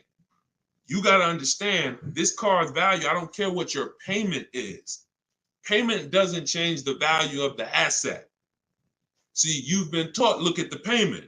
Get me out of this car, get me into this payment. That's why in the intro, some of you saw that video, the worst thing you could do in a car dealership. That video is really what introduced me to the world and letting people know payments can be manipulated, and we don't focus on payments. We want to focus on the asset, the value of the asset. So if you're buying a car, it's going down in value like this, whether you drive it or not. I give you a car today worth 30, you don't drive it 1 mile. Don't drive it 1 mile. I come up to you, I say, hey, Christy, I'm giving you this car. It's $30,000. Deshone, I don't need a car. I already have one. Yeah, but it's yours. Okay, I guess, but I can't drive it. All right, no problem. I come back a year later. You didn't drive that car 1 mile. Is it worth $30,000? Is it worth $30,000, y'all? Type fast. No. That's your intro to depreciation. So if you know that car is going down in value, whether I drive it or not, what's happening when I drive it 12,000 miles? More, it's less, it's worth less, right? What's happening when I drive it 20,000 miles? It's worth less, right? Exactly. So you want to be aware of the depreciations, the unseen expense. So how the heck do we avoid the depreciation hit? One, you don't buy cars and replace them when they're losing the most value. You don't replace a car when it's losing its most value. Now, here's how you avoid the depreciation. You're going to keep long term. When you keep long term, so who has a car outside right now? You've had it for at least 8 years. Type me in the comments. If you have a car not at least 8 years, type me in the comments. Now watch this. I see you, Simply Cam. Okay, I see you, Rob. 9. Okay, I see you, William. I see you, Jay Malone. Okay, could everybody hit that share button if you're getting value out of what we're doing? If you've been on a broadcast, this is what we do. No one's having these conversations with you. Share, because your friend will be mad if they find out you've been listening to me, using this stuff, saving money, and you didn't tell them, and they out here getting killed. Tag one friend, they'll thank you.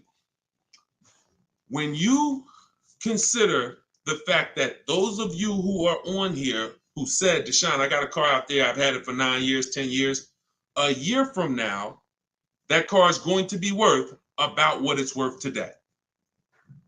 That means you won. That's the long-term purchase. That's the keeper. You got to ask yourself, step one in my book. Step one in my book is the most important question. My book is called Cars from Home, 7 Steps of Saving Time, Money, and Avoiding Dealerships. It's a digital book because I update it as the market changes. 7 steps. Everything I'm going to teach you is out of those 7 steps. The first one is the most important question, which is, how many years are you keeping the car? If your answer is 8, then I created something called the 8-year rule.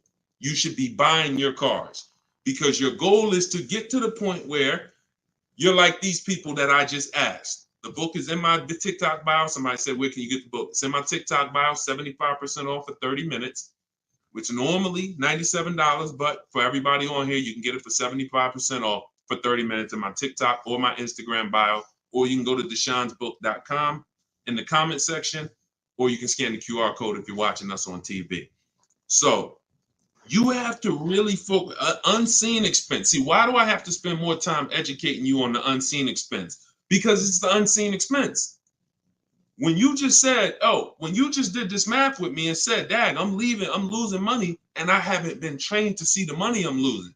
That's why you'll go buy a car and replace it in a year. Because they're switching your payments. They're not switching. They're not telling you the fact you lost $7,000 of value. They're just going to manipulate the loan, put you on a car payment you can afford, and get you to sign off on it. We're done. You're going to understand these numbers because cash buyers would never do this. Cash buyers, if you paid 30 for a car and you came back in 2 months and they said, look, we can only give you 24, you wouldn't do the deal. But payment buyers, you're the one they fool. You're the one who can't see the money. And that's why I have to teach you to see this. So this is where you want to be. Either I'm going to keep my car 8 years. Now, some of you said, well, Deshone, I'll buy used, so I don't have to take that depreciation. But I'm going to tell you something. Buying used is not going to, when you compare, that's not the solution. Buying used or new is for long-term people. 8+ years. Buy new if you can afford to buy new. Buy used if you want to knock 20, 30, 40, 50% off your purchase price and you don't need the latest and greatest. Doesn't change that if you're buying, you should be a long-term person. If you are not an 8-year person, you should be shopping for great lease deals. And I'm going to tell you why. Look at Danielle. Look at Danielle. Danielle leased an Audi, $44,000 fee. And I'm explaining to y'all why you've been taught, well, I'm going to buy used, so I ain't going to take that type of hit. But I'm going to tell you, I'm explaining something to you real quick on how that's not the answer. Leasing is the answer.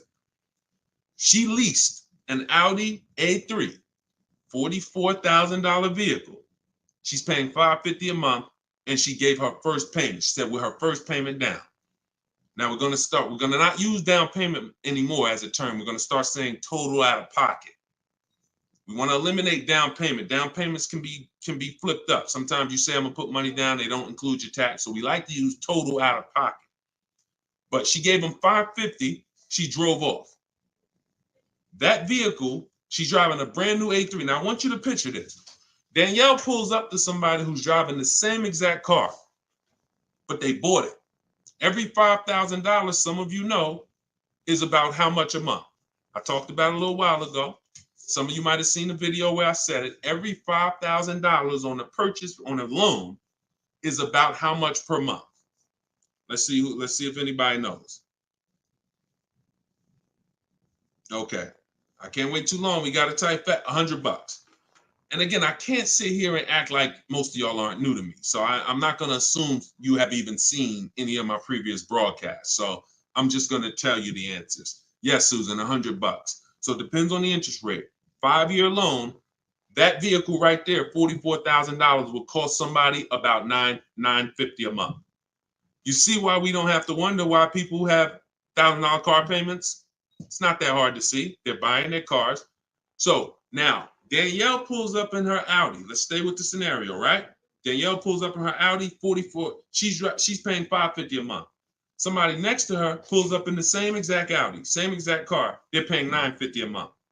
Now, third person says, I buy a used one. And you can replace the Audi with anything. Doesn't matter. You could be a Rolls Royce. The scenarios are not going to change. Could be a Honda Accord. Somebody pulls up and they bought a used one. So instead of 44, let's say they got a good price on one. Say they bought one for about 28, 29. Found a good price one, 3 years old. So they're pulling up in a 3-year-old one.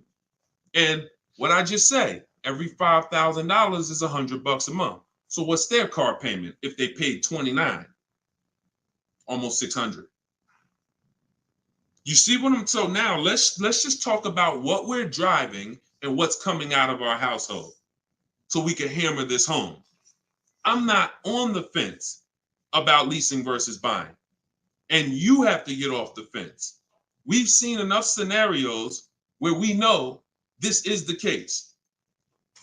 One person, Danielle, got a great lease deal. She's paying $550 a month. Another person buying a brand new one, they're paying $950 a month. And they might take a longer loan. Oh, Deshone, I'm paying less. They might take a 6-year loan, and let's say they're paying $850. And then another person is driving a used one, and they're paying $600 a month. Not even a question. It's not even a question. Do y'all see what I'm talking about? 3 people driving the same car. Look at the differences. So depreciation and resale value is what you need to be aware of.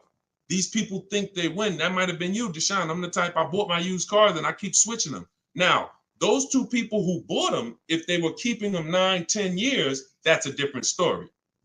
It always goes back to the 8-year rule. Okay? You must understand, if I'm keeping 8 years or longer, I buy. If I'm not keeping 8 years, I shop for great lease deals. Not even a question. And you'll be mad. You're going to be mad when you find out how much money you've been missing. Some of you probably getting mad now. Dad, I was always taught don't lease. Well, those people owe you some money. Those people owe you some money because they've cost you thousands of dollars. Go ahead, Dolan. Shoot the next one up. This one's from TikTok. What's your advice of getting rid of late fees? Don't be late. You can call the bank and see if they'll waive any late fees, but late fee is assessed when you miss a payment. That's it. TikTok, does my credit have to be top notch to purchase automobiles with 0 down? No, it doesn't. It needs to, listen, when you are, hang on 1 second, y'all. Hang on 1 second.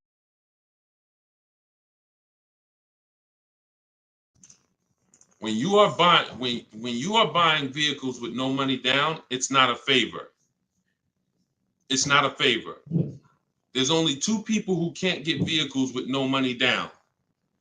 And that's people who are trying to borrow too much money, usually have negative equity that they're trying to roll over, and people who have, your credit is too bad and you can't get financing. But if you go through a company like Limbuzz, this is who we recommend in my book. I recommend this company, Limbuzz, who will work with people with challenged credit. Then you won't have to deal with that. The whole point is controlling your own financing. You want to control your own financing. Now, we don't do that by getting pre-approvals. We do that by getting multiple bids. We do that by finding our car and then letting banks bid. I know you may have heard, I don't want any hard inquiries. You don't want hard inquiries until after you found your car. Once you actually find your car, it's okay to get multiple banks to give you a hard inquiry. And they allow this. Experian has an article where they talk about the rate window. You can actually have multiple people run your credit in a short period of time, but no money down is not a favor. It's not something you did me a favor. It's definitely not a deal. See, because if I gave you a car, it's worth $50,000, but I charge you $60,000 for it, and then I say, well, you don't have to do no money down. Is that a deal? I gave you a car, it's worth 50, but I charged you 60, but it's no money down. No, absolutely not. So no money down has nothing to do with a deal. The only people who can't get no money down are people who it's usually a case of you have too much negative equity. You're bringing over from your old car and you're messing up the loan to value ratios. That's usually the cause, because a bank won't let you finance 40,000 on a car that's worth 30. They won't let it. Go ahead, shoot the next one up, Dolan. This one's from YouTube. Deshone, so does it make sense to get a car to have over? Oh, absolutely. Absolutely. This is all you should be doing. If you are a long-term person, listen, whose car is a keeper outside? You have a car outside, you've had it for 8+ years outside. This is exactly the goal. This is the goal. You want to actually be planning on that. Because when you actually have your car for more than 8 years, when you know you're going to keep your car for more than 8 years, you do things to make sure, like we do a longevity check. This is step 4 in my book. One of the things we do when we know we're buying a car we're going to keep, we got to go to Google and we got to see what the data is on the car we're shopping for. It's very simple. I type in the year of the car. Very important. You can't just type in Nissan Sentra, longevity. You got to type in the year. And then you're going to type longevity to see what the actual data says on the car. We skim those websites. It'll tell us if the car has transmission issues. It'll tell us if people report that this car has, is reported to last not as long as most cars. So these are the things that we do when we know we're keeping a car 8 years. But if you're not thinking about this, then you're not going to do the things to guarantee, because you could have a goal to keep a car 8 years and then the car you bought is not known for lasting that long, or is not known for, being reliable at 8 years. So that's why it's the most important question right up front. It's not just for leasing versus buying. It's for programming yourself that this is a long-term thing. I want to make sure I get the right car. I'm not going to get a car that doesn't satisfy my needs and my wants when I know I'm keeping it a decade. You understand? That's the whole thing. But absolutely, plenty of people on here keep cars more than 8 years. But there's plenty of people who don't. Those are the ones who need to stop buying and start leasing. Go ahead, Dolan, shoot the next one up. TikTok, what are the best leasing companies deals out there to get out of negative equity? Oh, wait, we just had 2. We'll do this one from TikTok first, and then we'll shoot that next one up. What are the best lease companies deals to get out of your negative equity? It's hard to say that because great lease deals aren't advertised. So when you see any of the deals, you see Danielle's deal, you see, look, Freena's deal. In this particular case, she just got this Jeep Grand Cherokee, $579 a month, $65,000 vehicle. She didn't get that negotiating. She got that by getting bids. So when you get these great lease deals, they're not advertised. There's no one who's raising their hand saying, we'll do this deal for you. That's not the way it works. We shop the market. Now, if you're doing it my way, you're sitting at home and you're getting offers. In my book, Cars from Home, I have all the scripts that teach you how to get offers on cars in literally minutes. So you'll be getting your best deals on these cars. It's going to take you hours. It's going to take you minutes sitting at home, wherever you're at, to get these deals. Once you see that if you're moving a lot of negative equity over 5, 6, 7,000 and you don't want to do any money down, you're going to typically need a car that has higher rebates. So it's no way to know that, because we just don't know what the lease deals are going to be. So I wish Freena didn't know when she was shopping for this Jeep that it was going to be an incredible lease. Greg didn't know. We don't know until we actually go out there, because we don't pay attention to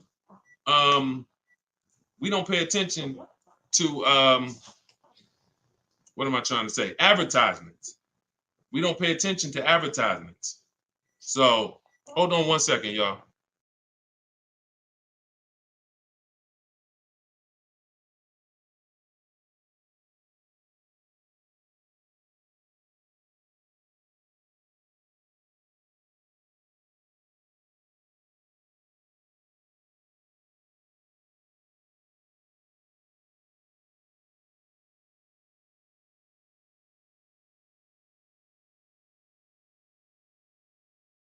All right, we don't pay attention to advertising. So I wish, and I've had tons of people ask me, Deshaun, is there a way that we can see great lease deals? Is there a way we can see who has the best rebates? No. The only way we can see it is by shopping the market. It's the only way.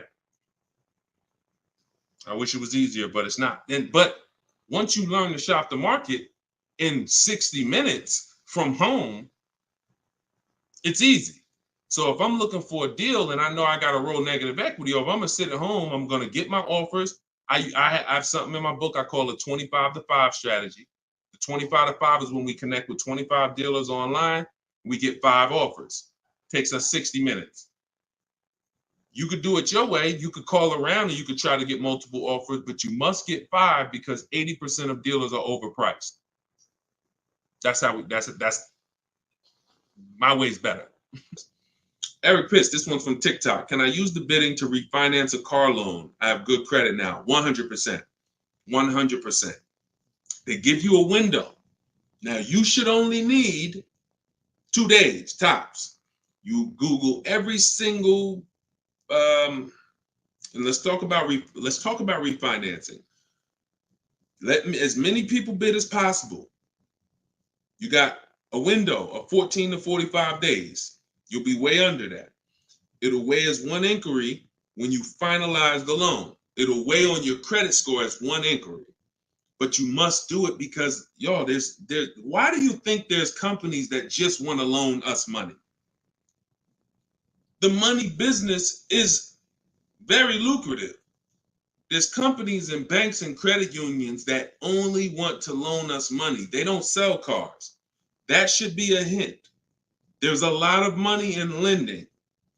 So what we need to do is take shopping our loan rates seriously. We separate our transactions. So listen, let's stay focused here. You're gonna now call your bank. You're either go on their website, your credit union, or go on their website. You're gonna look for online lenders. Go on their website. You want as many people as possible competing to make sure you save all the money. But I'm going to give you a very important caveat here that you want to keep in mind. Everyone that loans you money wants to loan you more for longer. The longer you have a loan, the more money they make. So what they're going to do is they're going to show you what it looks like if you take a long loan. You've already paid for a year or 2. I don't know how long, but you've already been paying for some time. Once you take another long loan, now you've essentially defeated a little bit of your purposes because you're going to give some of that money back in interest. Take the shortest loan that you can afford the payment on with the new interest rate. So if you were paying, let's say you had a 6-year loan at 11%. When you refinance, don't refinance into another 6-year loan at 7%. Refinance into like a 4-year loan at 7%. Whatever that payment is that you say, all right, I could afford that payment. Because they're going to try to sell you on the low pay. Well, if you do 6 years, you could pay $300. Yeah, but you can always pay it off earlier. Don't fall for that. You want to make sure you look at what's the lowest, shortest term with that new interest rate so you can get that loan out of there faster. Okay? That's how you do it. Good question. Shoot the next one up, Dolan. All right, so this one's from YouTube. Milton. So back in 22, I purchased my dream truck. 2023 GMC Denali, brand new. I don't depend on trading it, and my monthly payment's $1,095. Let's not forget the truck is $83K. Am I paying too much money? Well, I don't know how long the loan is. So you could be paying $1,095 for 8 years. You could be paying $1,095 for 5 years. You see what I'm saying? So that's why payments are not always the important payments. How much did you pay for the truck? You understand? See. It's the price of the vehicle that we focus on, not with leasing. I don't want to see what you got to be. And this is why I want you to have my book, or you got to be locked into what I'm saying, because I'm talking to a lot of different people on here, and your scenario is not another person's scenario. So you can't hear what I'm saying when I'm talking to Milton about purchasing and think, well, I'm shopping for a lease. He said, don't focus on payment, No, different. Okay, so when we're talking about purchasing, the most important thing is how much we paid for the asset. Now, I don't know what you paid, and I don't know how well you shopped. I don't know. So there's no way. And here's the thing. The way we buy cars is by design. We don't know. When you start getting bids and it's done, I'm going to just assume, let's just say, I'm not going to look at your deal and dissect it because I don't have enough information to do that. And plus, if the deal wasn't good, what good is it what good is me? It's your dream truck. What good is it me? I mean, what good am I going to do telling you overpaid for it anyway? So let's not ask questions that could lead to hurt feelings and long-term remorse for our dream truck. But for the rest of you who are shopping and for the future, because Milton, your family's going to shop, you're going to shop again in the future. The way you've been taught to shop guarantees you never have price assurance. Price assurance means I don't have to ever ask if I could have paid less because I got bids. Negotiator, if you're not a good negotiator, type me in the comment section right now. Deshone, I'm not a good negotiator. I hate it. I don't like it. I'm an introvert. It's not for me. I feel like I always get the losing end of the stick. I just feel like, people take advantage of me. I'm too soft-spoken. Whatever reason. All right, Susan, I see you. All right, Christoph, I see you. All right, Jay, I see you. Okay, so when we look at negotiate, I'm a good negotiator. I did it for a living. But one thing I know about negotiating and why I will never shop this way, and I don't want you shopping this way, is because you cannot get price assurance. You can't guarantee you pay the least price when you're negotiating one-to-one. When you go into the supermarket and you see you're getting spaghetti sauce, there's 7-10 companies trying to sell you spaghetti sauce. They're all like, hey, hit me this week, Prego, I'm on sale. Vitellini, I'm on sale. Hey, Ragu, it's they're competing. Everyone competes for our business except car dealers. Everyone wants to compete. So the reason why we can spend money on these other items and we never have buyer's remorse is because we've seen so many options. Y'all get it? We've seen so many options. I knew I didn't overpay. If I told you right now you got to go buy a 100-inch TV and you got to guarantee you don't overpay for it, you're going to be like, Deshone, I can do that. Why? Because you know where to go. I'm going on this website. I'm going on this website. I'm going on this website. I'm going to guarantee I get the best price on the TV. I'm telling you, bring that same thing to your car shopping. That'll eliminate your buyer's remorse. That'll eliminate you ever asking, did I get a good deal on this? Hey, did I overpay for this? Hey, could I save more money on this? Get multiple offers eliminates it. And there's no other way to eliminate it. Okay? So don't worry. I'm sure you did well, Milton. Enjoy your truck, man. And just know that whatever, I'm going to get better for next time. I'm going to make sure my family knows that they never got to ask this question. Every vehicle I buy, I'm going to make sure that I get bids, multiple dealers. I'm going to get enough bids to guarantee that I teach to get 5. In my book, I have a strategy, 25 to 5 shopping strategy. This is for new cars and leases. We connect with 25 dealers online. You're using all my scripts. You're using everything I tell you to type, copy and paste in my book. And you're going to get at least 5 offers, 5 to 7. Once you get those offers, you're going to see about a $3,000 to $5,000 spread minimum. Now, if you take somebody like Kimberly, now Kimberly's spread was $20,000. This is Kimberly. She emailed me. She's in our private community in my private coaching program. She said, how do I respond back to this? I don't want to get mad. She responded via email. You see, the MSRP on that vehicle was $86,961. She got a Maserati. Selling price was $66,261. $20,000 discount. This is why we don't get happy about any discount until we see all the offers. Because if she would have saw a $10,000 discount, Deshone, I'm saving 10 grand they're offering me. Okay. Is that the lowest bid? Well, no, I mean, but I just walked in. The dealer said they're going to give me 10 grand off. See how we could lose? We don't know what the bottom is. But when she gets her 5 to 7 offers, now she ends up saving 20 grand. It's different for every car.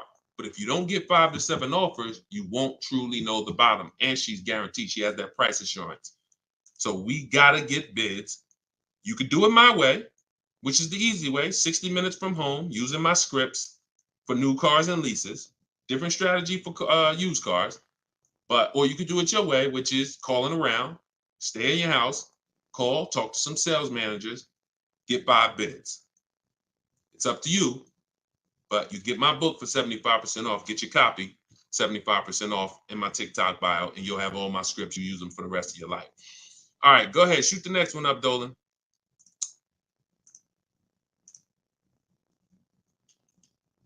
All right, keep typing them, y'all. We're gonna get through as many as we can before we wrap.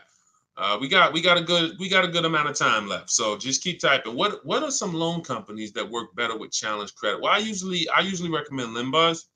Limbuzz is a company that they're a startup. I think they've been around for a few years now. They loan to people with really challenged credit, and they loan to people with no credit. So again, if you got bad credit, you still need to ask yourself, how long am I keeping the car? Because if you say, Deshone, I'm keeping my car 8 years, then you should be buying your car, best car you can find, quality car, refinancing the loan when your credit's better.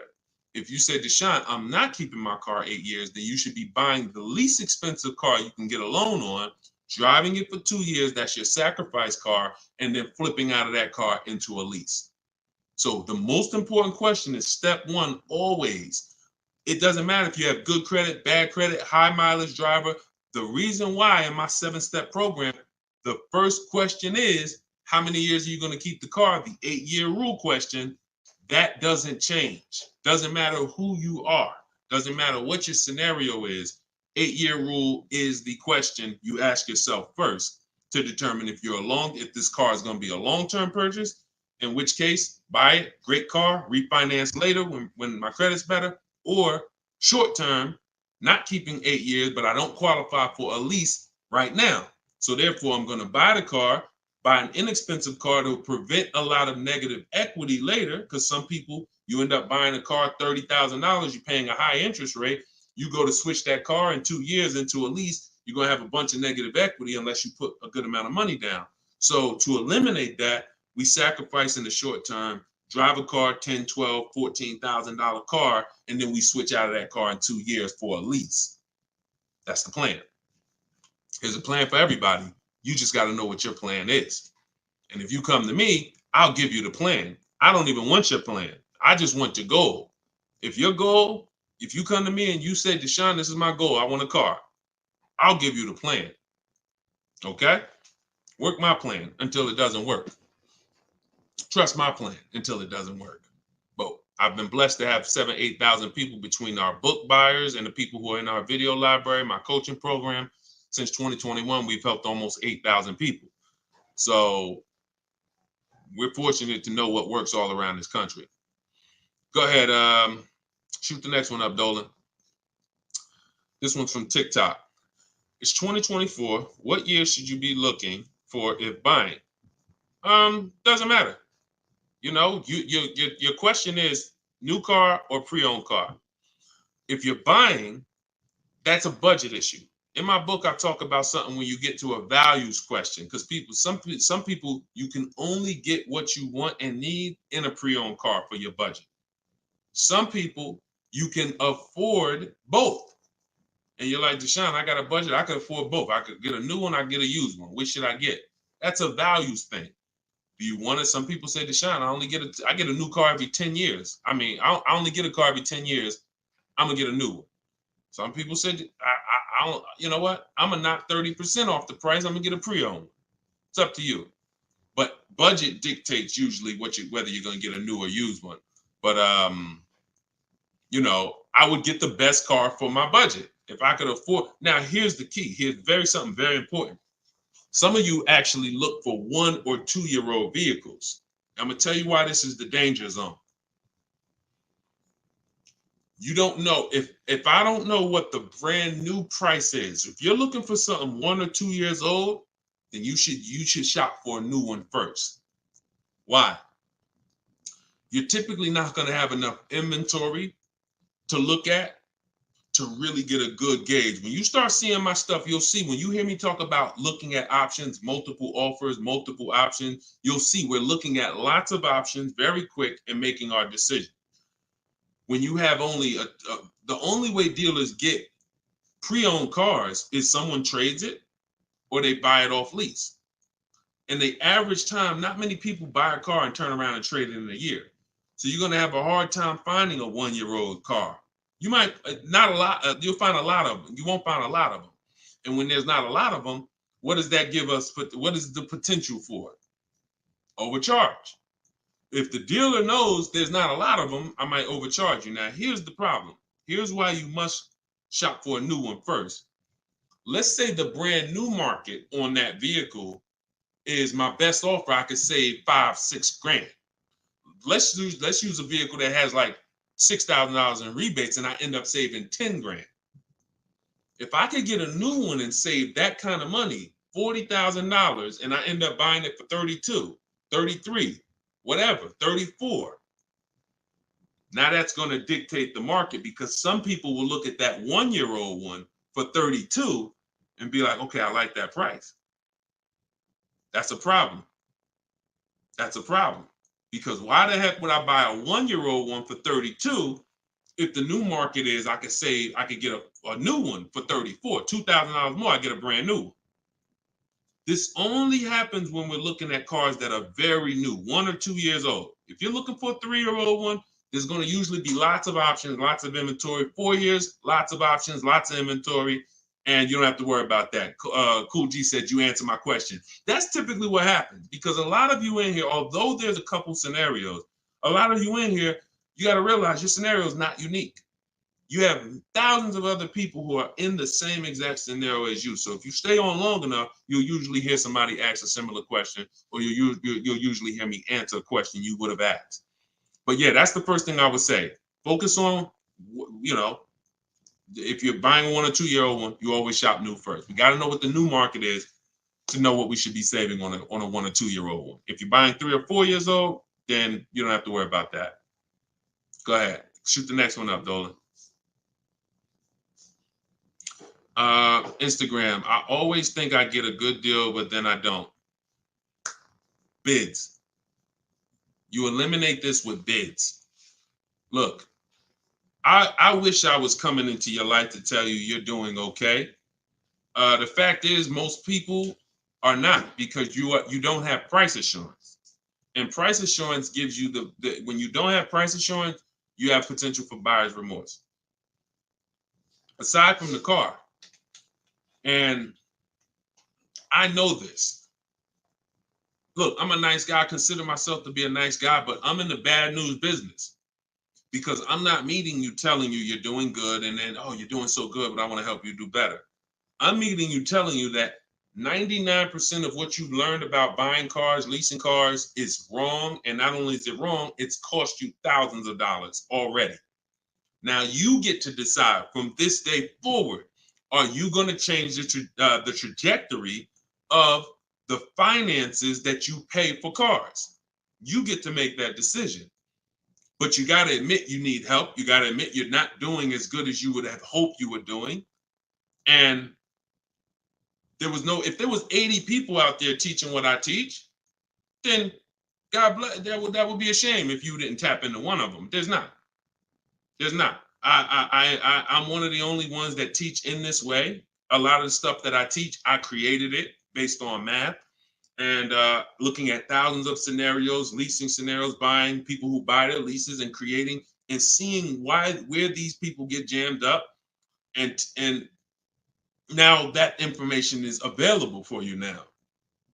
But in order for you to actually win, you have to admit that I need that. So if you think you're doing bad and you're like, yo, I'm done doing bad.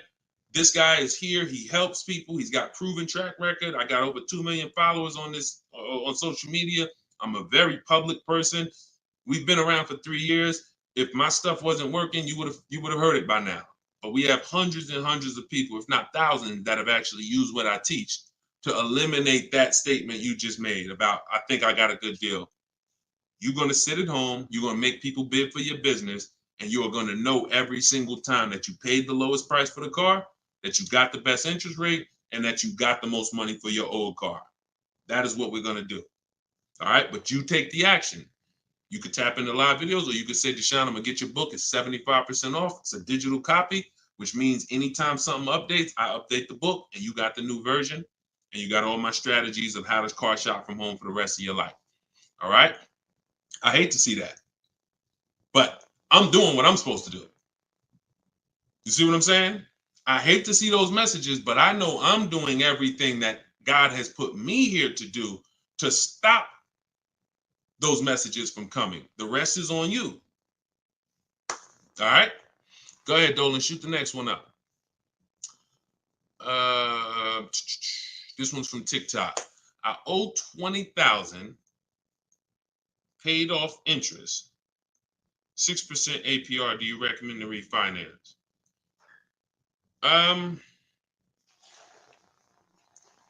Depends on how low you could get.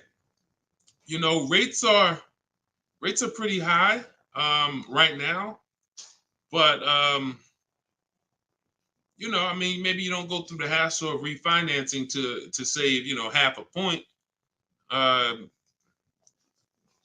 You know, that's tough. If you can't save a good amount of money refinancing, can't drop you know, but at the same time, money's money. So if I could save 1 point, that might save me $500 on my loan. You know, 1 point on my interest rate might save me $500. So, you know, I wish it was a site that shopped. In fact, we you know, maybe in the future there will be. We're working on creating something like this where you actually can, you know, have these banks just automatically tell you through a soft credit approval what the rates would be, so you don't waste your time. But that's tough, especially because we're in a season right now where rates are high. So I mean, you might find out that you know, based on where rates are right now, that's actually a pretty good rate. In which case, it wouldn't make sense to refinance. I wish it was easier. Trust me, some stuff I wish was easy. The products don't exist.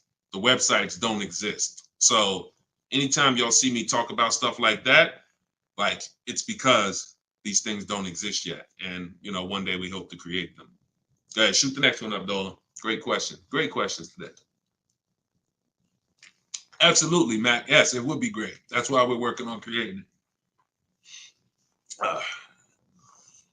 Okay. Yep. Come on, keep typing. We got a good we got a good amount of time left. We're going we'll probably stay on for another 15-20 minutes or so. When is the next time? Oh, when is the best time to purchase a car?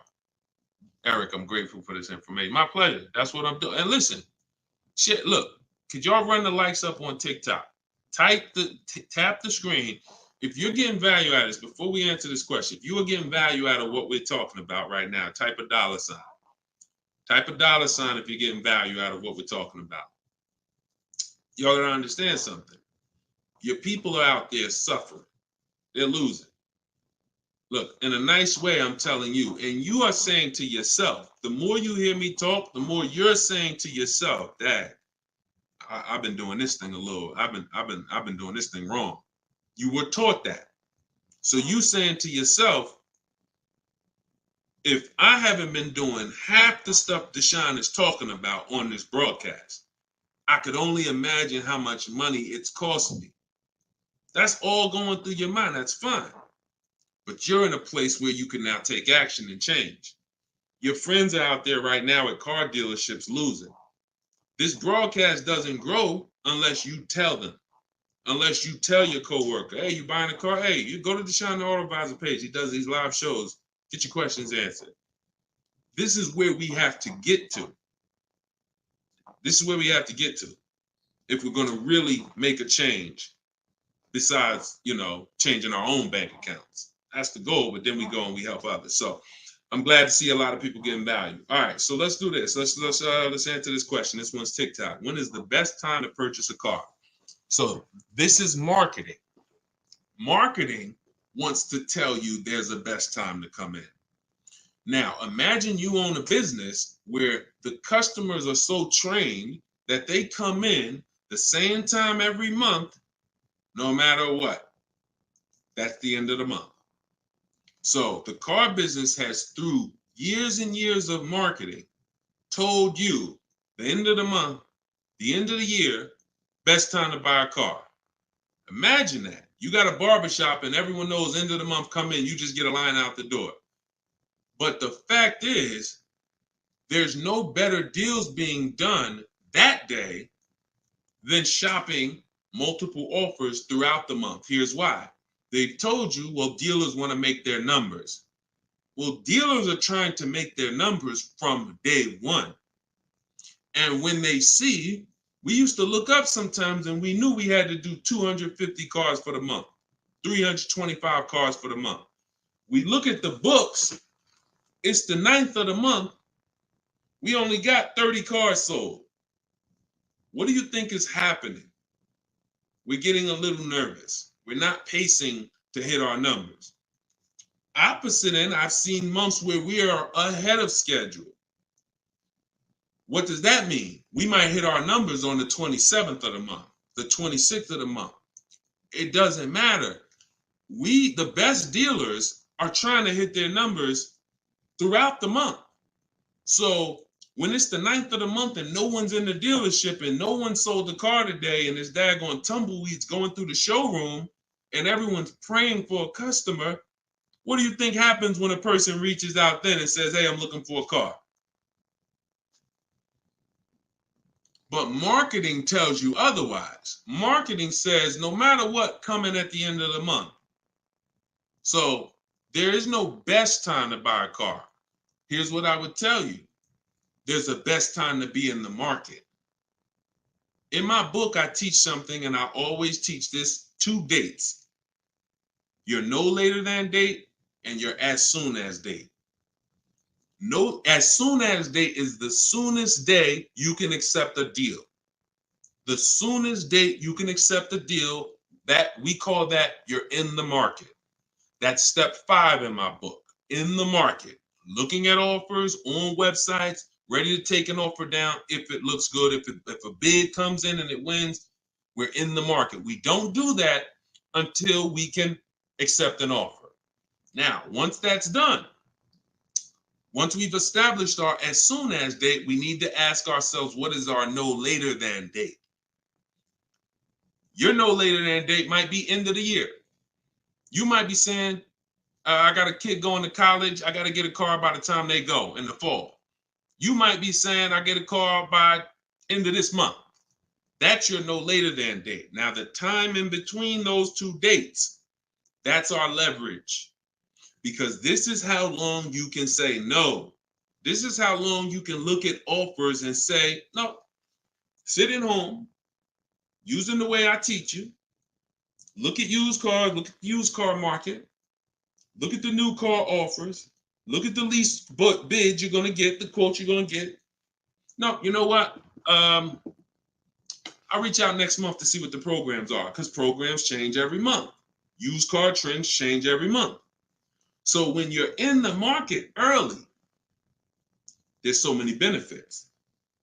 Car not coming for 6 weeks. I want a black car. It won't be here for 6 weeks. A person who's coming in the dealership today and they need a car today, they can't get that car. You can. So being in the market early allows you to establish contact with dealers.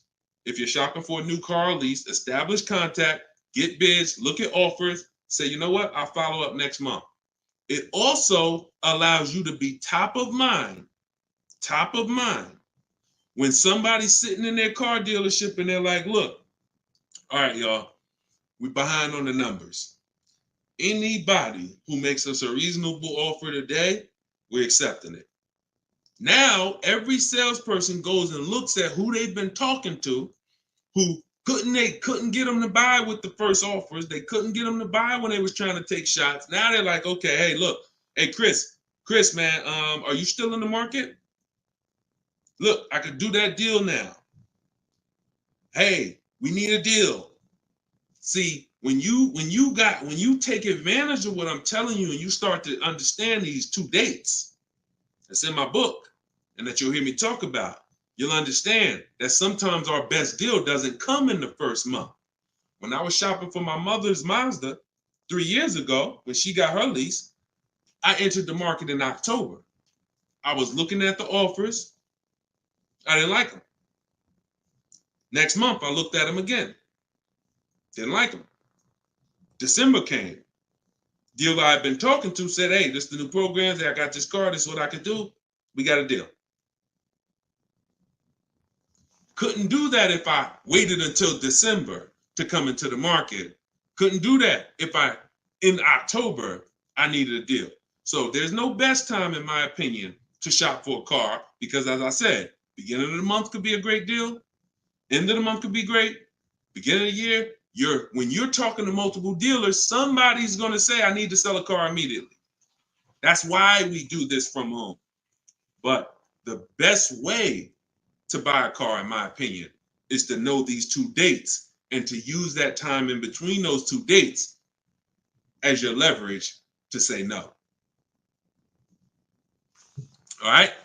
Look, I can't give you short answers. Look, I'm put that one up. We're going to go to that question now. We're going to go to this one on Instagram now.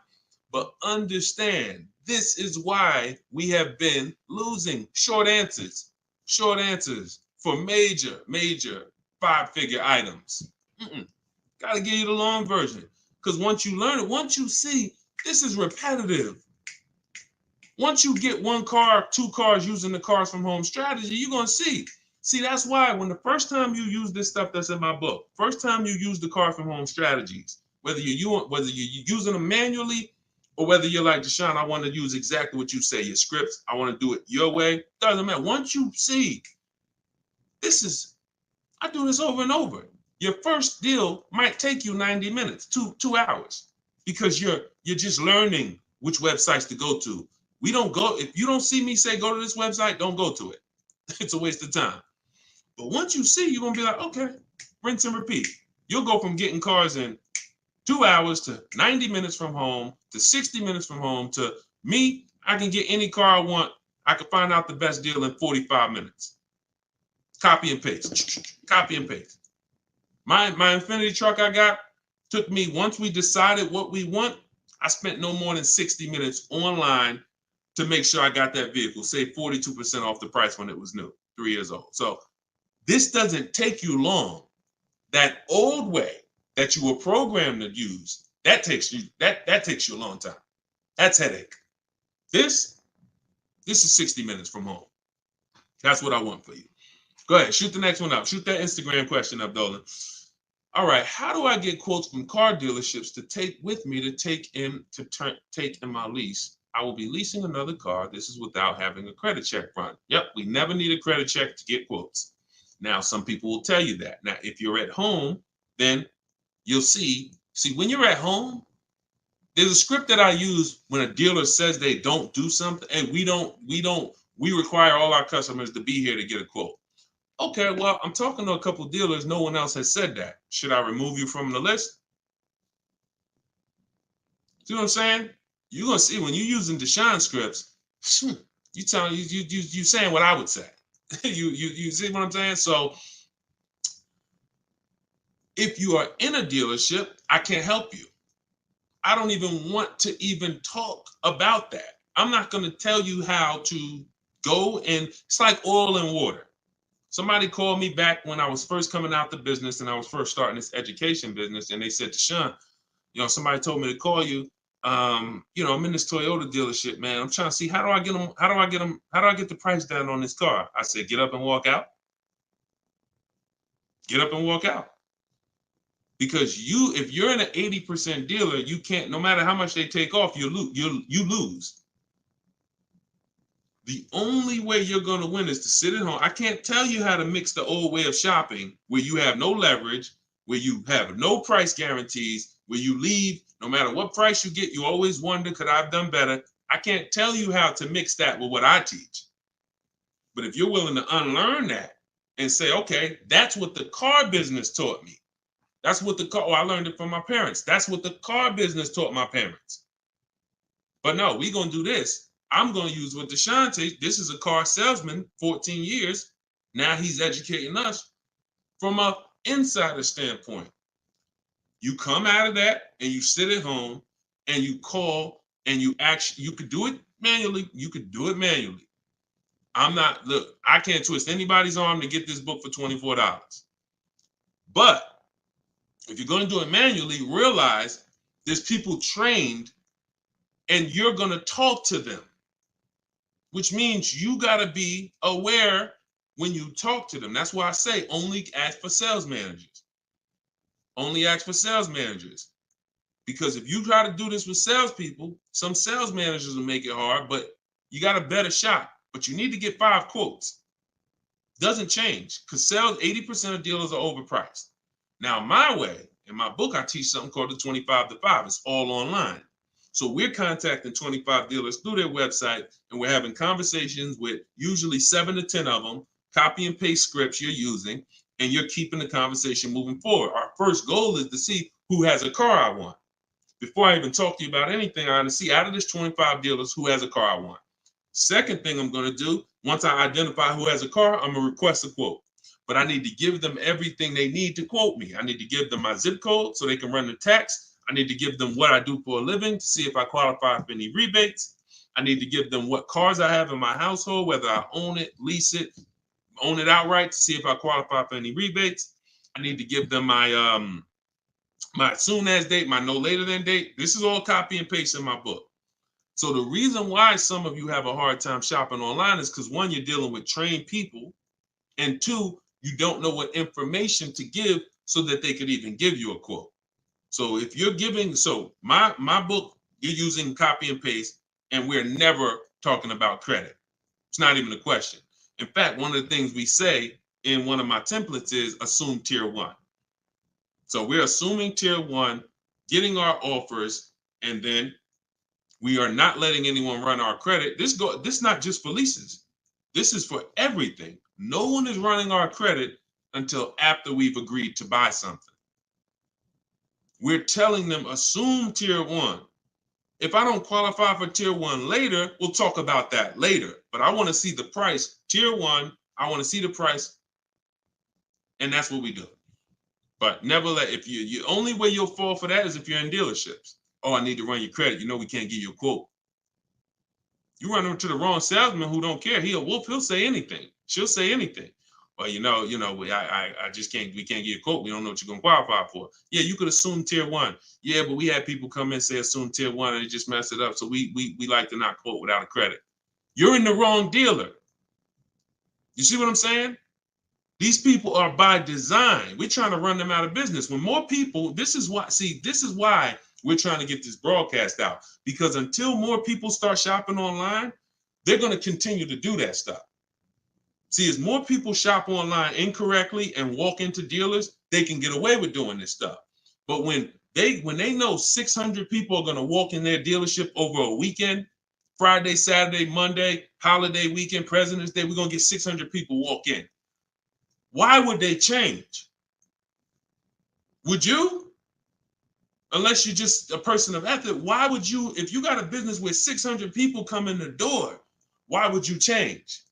But when we start shopping online and that 600 goes down to 400, and then that 400 goes down to 200, and they see that, we used to get 200 inquiries online. Now we're getting 700 inquiries online. Now everything's gonna move to we gotta do this online thing properly, or we're not gonna sell cars. That's why the future of if you really want to enjoy car shopping, you need to tell friends about what we're doing. Because the more people that shop the old way, it hurts us that are shopping this way. Doesn't stop us from getting great deals. We just got to continually weed through these car dealers because they're like 80% of our people coming in shopping the old way. So, all right, go ahead, shoot the next one up, Dolan. Great questions today. All right, this one's TikTok. I want to buy my sister's car lease after it's done in July. Is that possible? Nope. Your sister, I'm gonna tell you why. This is a common question. Some people want to buy, some people want to, buy their lease and give it to their family member. The family member can't buy it directly because only two people can buy a lease. When you buy your lease, there's only two things there's only two types of payoffs. A customer payoff, which is for the customer, and a dealer payoff, which a dealer could pay. That's it. There's not a third part. So what would happen is they would have to buy the car and then sell it to you. And if there's a loan on it, that's going to be, it's going to take a little time. It's not impossible. It's essentially a private sale. They're buying it, paying the loan, going to buy the lease out, and then they're going to write up a purchase order, and you're going to get a loan. You're going to have to get you're going to essentially have to get a private party loan to buy that vehicle from them, when you could just go and learn to get your own great deal on a used car. See, why, if it was easy, then go do it. No problem. Buy my sister lease. But if I just told you that it's not easy, it's a lot easier for you to just learn to get your own great used car deal, then that's what you should be doing, in my opinion. Because that other way, I just told you what it's going to take. All right? Go ahead. Shoot the next one up, Dolan. All right. Keep them coming. We got a couple more minutes. Let's go. When will you be live again so I can inform my people? Mike, we're working on getting a link in my bio where you could actually just go to that link and get a notification. You'll see it on a calendar. Hopefully we'll have that by the end of the week. And you'll be able to just be aware. Right now, only the people on my email list are going to be notified. But yeah, hopefully in the next about a week, hopefully in the next couple of days, we'll be able to have that where you'll be able to see the calendar and join. All right, so just stay close. Stay close. This is all stuff we're optimizing day by day. Every day we're optimizing this, so just stay close. All right, go ahead. Go ahead, Dolan. All right, TikTok. What if I buy at a lower interest rate with a longer term, but make extra payments monthly? I mean, if you have the discipline to do that, I think if I teach something called the rule of 72 in the 10th birthday. What does that mean?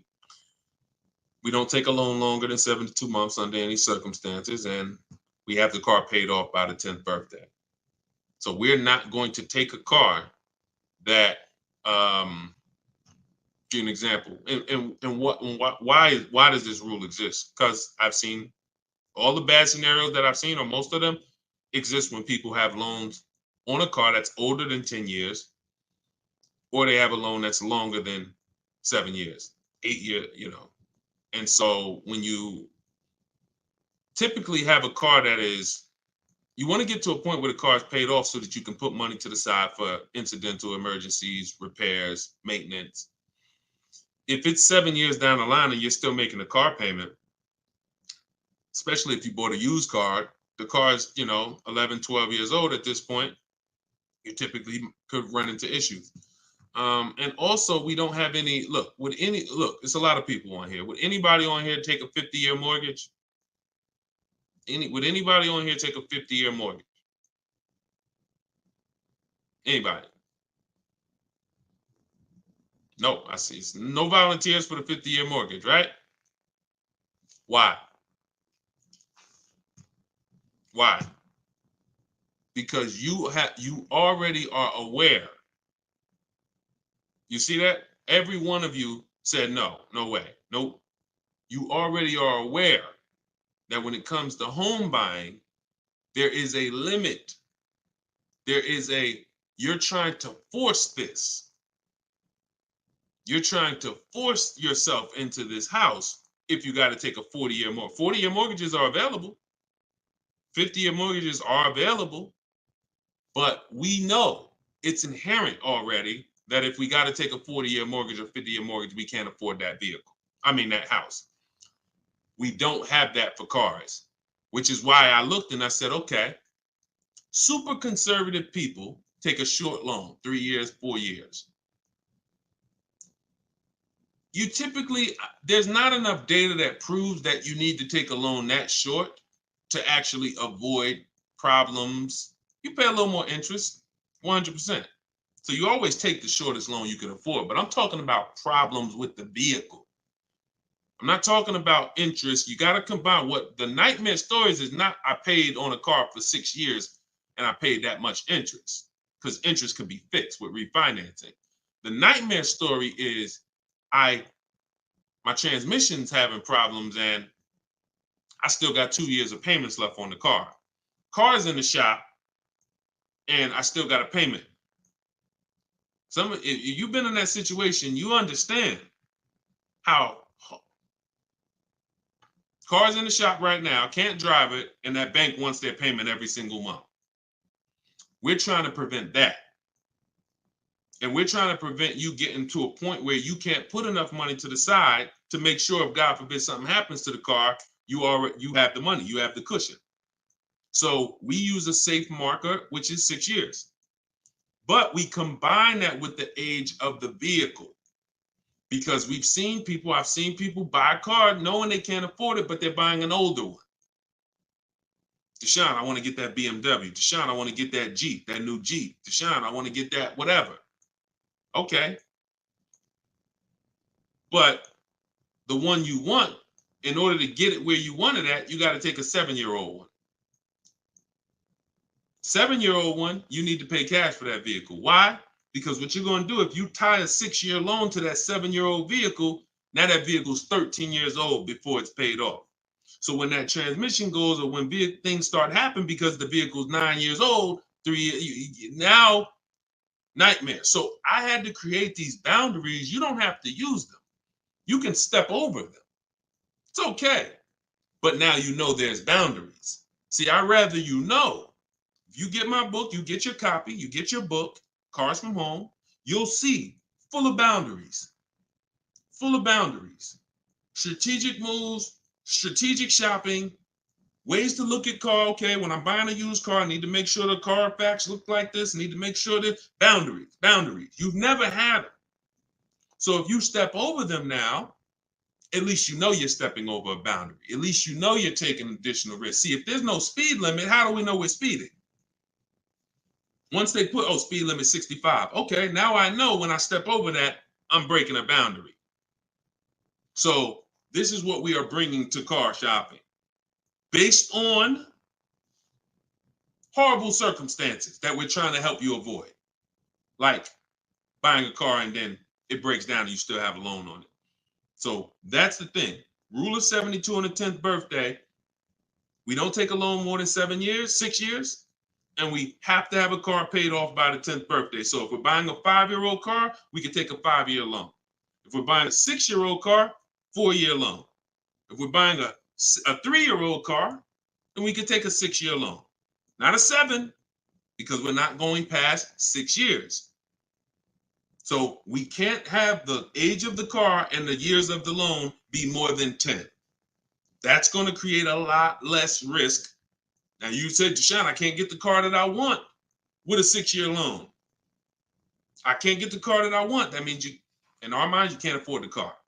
You can do what you want, but at this point, if you got to get a 7-year-old car and you got to put a 6-year loan on it, you can't afford that car. You can go do it because you're grown. You can do whatever you want, but you're taking a lot of risk. And that's all I want you to know. So if God forbid something happens, or if it doesn't happen, you're like, man, I made out. That was a little risky. But if something happens, you could say, Dad, took a little risk and I shouldn't have. You understand? All right. All right. We're an hour and 22 minutes in. You know we could go all day, y'all. I really want to continue to all you guys are chatting with a video recording. Slade, you see what I'm saying? This is what I call confidently wrong. You know what I'm saying? Person comes in, you know, look, how you feel, Slade? How you feel? All right, so look, y'all, we'll wrap it up. I will see y'all on the next one. Like I said, in the next couple days, we should have a link in the bio where you'll be able to see exactly when we're live. Jump on.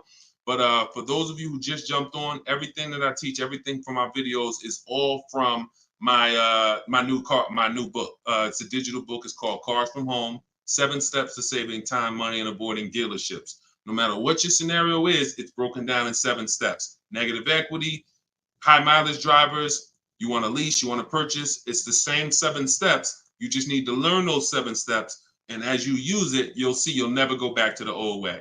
You'll never go back to the old way of shopping again. Once you start getting great deals in 60 minutes, 90 minutes from home, making people compete for your business, and you can get your copy for 75% off for 30 minutes. After that, it goes back up to $97. So you can go and you can actually click the link in my TikTok bio, grab your copy, or click the link in my Instagram bio, grab your copy, or you go to Deshone's book in the comment section, or scan the QR code. All right. I see Slade getting comments. Slade, I wanted to see what you was gonna say, man. You ain't, you ain't comment again, man. You know, I'm trying to probably dipped off, man. But anyway, I appreciate y'all. We will be back more for live, and I appreciate you. Tell your friends, go watch Deshone's live broadcast, because we want to peel back the curtain, man. We need y'all saving money. All right. Let's keep unlearning, keep relearning. God bless you.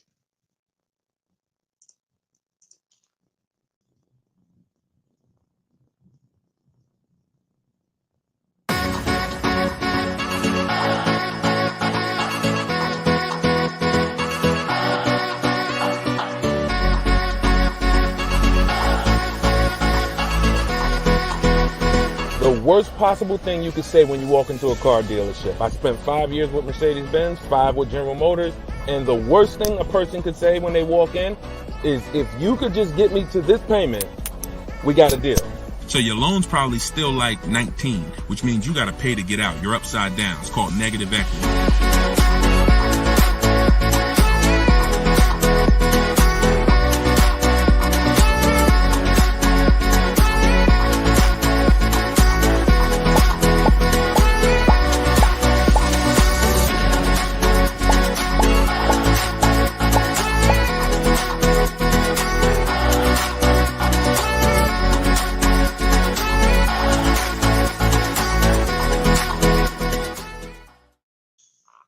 Welcome to episode 3 of Car Shopping Questions and Answers. I'm your host, Deshone the Auto Advisor. I am the author of Cars from Home, 7 Steps to Saving Time, Money, and Avoiding Dealerships. I'm also the creator of the Cars from Home video library and the Cars from Home Insider Coaching Program. We do these shows at 12 Eastern Time and 3 Eastern Time live, Monday, Tuesday, Thursday, and Friday. So you can tell your friends. That's when I'm live. We do rebroadcast these shows throughout the day. So if you miss them, you could always catch the rebroadcast. But we're live right now on all 4 platforms. If you're on YouTube, please hit the like button and subscribe if you want to continually get the best car shopping information from an insider. I left the car business in 2020 after 14 years. And now what I do is show you how to car shop strategically from home, and how to get great deals in as quick as 60 to 90 minutes. So start typing your questions. I got my man, I see you, Just Blaze. Great to see you. I see you, Alexia. I see you, Jesse. Start typing your questions. We're going to have my man Dolan, who's moderating in the background. He's going to bring all these questions in from all 4 platforms. So, oh, by the way, the show is sponsored by my new digital book, Cars from Home, 7 Steps to Saving Time, Money, and Avoiding Dealerships. You can get your copy for 75% off as part of our launch in my TikTok bio, in my Instagram bio, or you can click the link, Deshone's book, or scan the QR code. Let's throw that QR code up for them, Dolan, so they can actually see it if they're watching on a television. And let's get down to business. We're going to be here for about an hour. I'm going to try to get through as many questions as I possibly can. So whenever we get the first one, Dolan, you can throw it up on the screen and let's get busy. Shout out to the sharers too. I appreciate everybody who tags friends and invites people to the broadcast. We really appreciate you. Is there a different approach for no trading? I have a very old used car. Absolutely. So you can skip that step. So many of you know that step 2 in my process is to do an equity assessment, but that's only if you're replacing a car. The reason why you must do an equity assessment is because sometimes you'll find out your car either has equity, or if it's paid off, it's worth a couple $1,000s, in which case that goes into your budgeting. Now, you might put that money in your bank account and make your new car deal with no money out of pocket, or you might choose to apply a portion of that or all of that to your next transaction. But what I don't want you to ever do is wait until you get to the dealership that you're going to get the car from and then let them be your first offer on your current car. So if you don't have a car that you're replacing, then you would simply skip that step. You wouldn't skip step one, which is the most important question. This is when you're asking yourself how many years you're going to keep the car. But you skip step two, the equity assessment, because you don't have a car. Now, in your case, if you have a very old car, you still probably want to list that car on Facebook Marketplace because it's still worth something, unless you just want to keep it around your household. But if you don't have a car to replace, then you would simply skip to the budgeting step. And in which case, when you decide whether you're buying or leasing, you would be moving towards your budgeting, whether you're leasing and assessing how much the car you're going for should lease for, or whether you are purchasing and you are budgeting to see how much car you could afford based on whether you're going to pay cash or based on whether you're going to get your loan. So that's just a step you skip. Great question though. Okay, go ahead, Dolan, shoot the next one up. Does MSRP include all of the dealer fees? No, it doesn't. MSRP on a new car. Could y'all keep running those likes up on TikTok? Welcome to the new people. Type your questions. We're live. It is like we're 100% live on Tuesday. So start typing your questions and we'll get to you guys. But start tapping the screen so we can shoot those likes up and let TikTok know that we're talking serious business over here. Thank y'all. I see y'all running them up. Okay. Does the MSRP include all dealer fees? So it depends on what dealer. Usually no, because 80% of dealers, as I say, we have about 8,000 people that we've worked with since 2021, between the people who've gotten my book and the people who've used the video library, the Cars from Home video library. We get people data from all around the country. And what we see is about 80% of dealers are overcharging you, whether they're not giving you the discounts that their competitors would give you, or whether they're marking the MSRP up with bogus fees that they will try to convince you need to pay if you want to buy from them. So the only way that, if you're talking about, like, let's say I'm shopping for Toyota Highlander. When I'm looking at for example, let's say I'm shopping for a Toyota Highlander and I'm going to lease it. When I'm budgeting for a lease, our goal is to always assume about a 1.25% lease. So what I would do is I'd take that MSRP, let's say it's $48,000. I'd multiply that by 0.0125. That's going to be $600. $600 a month is what that vehicle should roundabout lease for when I find the best deal, which means one dealer beats all their competitors. And I'm not going to assume this to be the best deal, because we've had people who got 1% leases or 1.1% leases. We've also had people who get the best offer is going to be 1.4%. But what we're doing is we're using that middle portion. Some of you know 1.5 is the absolute max. You don't want to pay over 1.5. If I took that same vehicle, we'll do a lease scenario and then we'll do a purchase scenario. If you took 1.5 and you multiplied that by that same MSRP, now that's $720 a month. Above this, now we're paying too much for a vehicle we're going to be giving back. And the purpose of a lease is to avoid the natural depreciation that someone who's buying is going to take, and also to drive a lot of car for the money we're paying. So the lower percentage we pay relative to the MSRP, the better the deal. So everyone's going to charge different things. That's why we must get bids. We can't depend on a dealer who's going to say, oh, I'll honor the MSRP. And if I'm purchasing, then some dealers are going to not charge that same vehicle, that same $48,000 vehicle. Some dealers are going to charge $49,000 for it. Some dealers are going to charge $50,000 for it. Some dealers are going to charge $48,000 for it. And some dealers are going to charge less for it. We don't know who's who, which is why we must get bids. And part of what I teach is, and pretty much the gospel of what I teach is how to get bids online using dealers' websites so that we can sort for the best deal. We're not negotiating for the best deal. We are sorting. Good to see you, Yank. Even though you went a little left on the program yesterday. I saw you. But I'm here now. So go ahead, shoot the next question up, Dolan.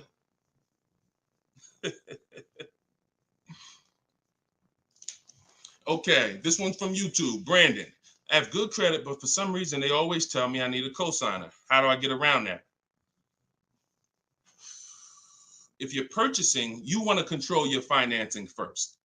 So I wouldn't let the dealer tell. If you have good credit, what you should be doing is you should be purchasing your car, locking up your best deal, and then coming home. And this is for all of you. Who's going to be purchasing a car? Who's going to be purchasing? Now, if you're not keeping your car 8 years and you're new here, then you're going to find out that you should be leasing. But for the time period, I'm just going to base it off of what you know already. Who's going to be purchasing a car? Type me in the comments. Matter of fact, I need to see Instagram because I can't even see. I know, Dolan, you can see it, but I need to see Instagram as well. Hold on. While I'm doing this, y'all type if you're going to be purchasing. Okay, I see you, Brandon. All right, hold on one second. Let me get to Instagram. All right.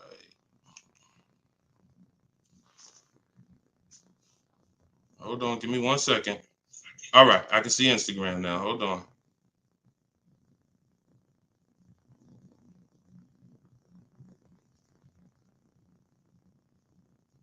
Give me 2 seconds. Okay, here we go. So if you're going to be purchasing, let me mute that. Yeah, I see you. She's like, please see us. I see you, LA Connects. Now I can see you. Okay.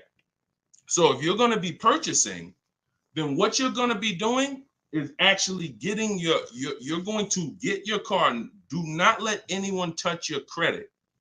No, this is for all cars, Crows. Just stay put. We talk about new cars, leases, and used cars. Stay put. Like, we got lots of people on 4 platforms. So you never want to let anyone touch your credit until you have already found your car. This is the mistake that you make because dealers are going to try to get you to commit to them. And when they try to get you to commit to them, you have to be sharp enough to know under no circumstances are you running my credit before you win the bid. Now, if you're doing it my way, you're not even in the dealer. But once you find your car, you are going to lock that car up. You're going to get a purchase order, a buyer's order. That's that long form receipt saying your information, the car, the price you paid for it, and you're going to take that home now.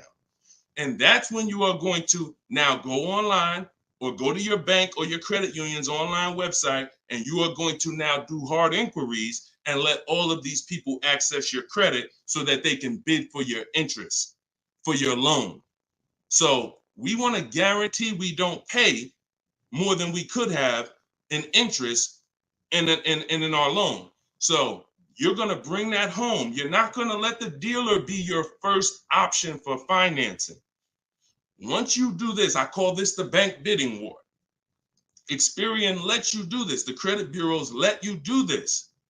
And once you do this, you're going to now get multiple bids, go to online. You want to be on Google, online lenders, everybody you can actually get in touch with, and everyone who bids, who does loans, let them have a shot at it.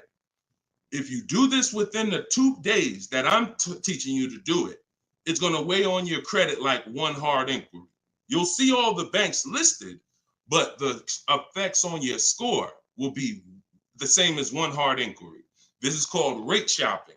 So you come home, you let them access. Now, as soon as you get the best offer, that's when you are now going to call the dealer who you have the car locked up with. And that's when you're going to say, hey, I got this offer. Now, if you can beat it, I'll give you the business. Okay? That's how you do it. That's how you guarantee. And if you look at that process, it'll work every single time. And your goal is to make sure you never leave any money on the table with a lender. And if you do that with a dealership first, you're going to leave money on the lender and on the table. And you're at their mercy. That's the bank bidding war. All right? Go ahead, shoot, and feel free to ask any follow-up questions. Go ahead, Dolan, shoot the next one up. This one's from Instagram. How do I get out of negative equity? There's 3 ways. 2 of them lead to a car, 1 of them don't.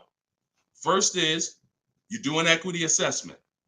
The equity assessment is when you call the bank, find out your payoff. Once you get your payoff, you're going to go to, this will take you 20 to 25 minutes to do. Everybody who has negative equity, focus on this right now. You're going to go to CarMax.com, Driveway, Carvana, Kelly's Blue Book Instant Cash Offer. Do not use KellyBlueBook.com. Kelly's Blue Book Instant Cash Offer. Our cars are only worth what someone's willing to cut us a check for. That's all they're worth. So these companies I'm giving you make you a cash offer. That's what we want. Kelly'sBlueBook.com. Instant cash offer. Car Guru, sell my car, and Auto Nation, sell my car. That's going to get you 6 offers. Now your best route to go is whatever your negative equity is based on those offers. If you can pay the difference, that's where you want to go. If your best offer is 21, but you owe 23, you want to pay that $2,000 and get out that car. Because the second route I'm about to tell you is going to give you a greater amount of negative equity. And then when you go to do this, you're going to see that you have less control. So your second route, if you can't pay the difference, is you must get the car from the dealer who actually you're buying the car from. You must give them your old car because you need them to wrap your loan. You need them to wrap that negative equity into your new car deal because you can't pay the difference. And 9 times out of 10, the car is not going to be worth to that dealer what it's worth to CarMax or Driveway or Carvana or one of these online bidders. So you'll find that your highest offer from the online bidders might be 21.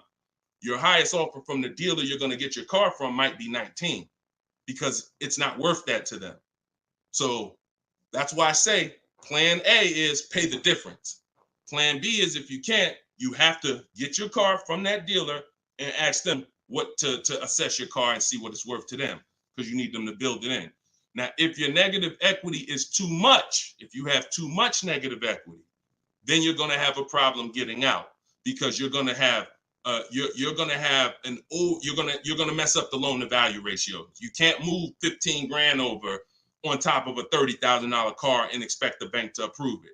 They're going to require you to put money, in which case you got to stay in that car. You either got to put the money down to get out, and or you got to stay in that car and pay down that balance. Those are the only 2 ways. And the cause of negative equity is you don't understand leasing. 9 times out of 10, I've been doing this since 2006. 90% of you who have negative equity, the cause is you don't understand leasing. In the next 2 days, I'm going to do a leasing versus buying class on this show. So make sure you are tapped in so that you can understand how much not understanding leasing has cost you already, and you can stop listening to this bad advice about leasing. Okay? All right, y'all. Listen, I'm not seeing the shares. I'm going to be honest with y'all. Y'all know I keep it straight. I'm a straight shooter. I'm a straight shooter. We live right now, and we talking about financial information that no one in this world is talking to you about at this particular time. It's not 20 Deshone the Auto Advisors out there. Tag somebody, invite somebody. Don't be selfish, okay? That's the problem. What got us into this problem is selfish car dealers.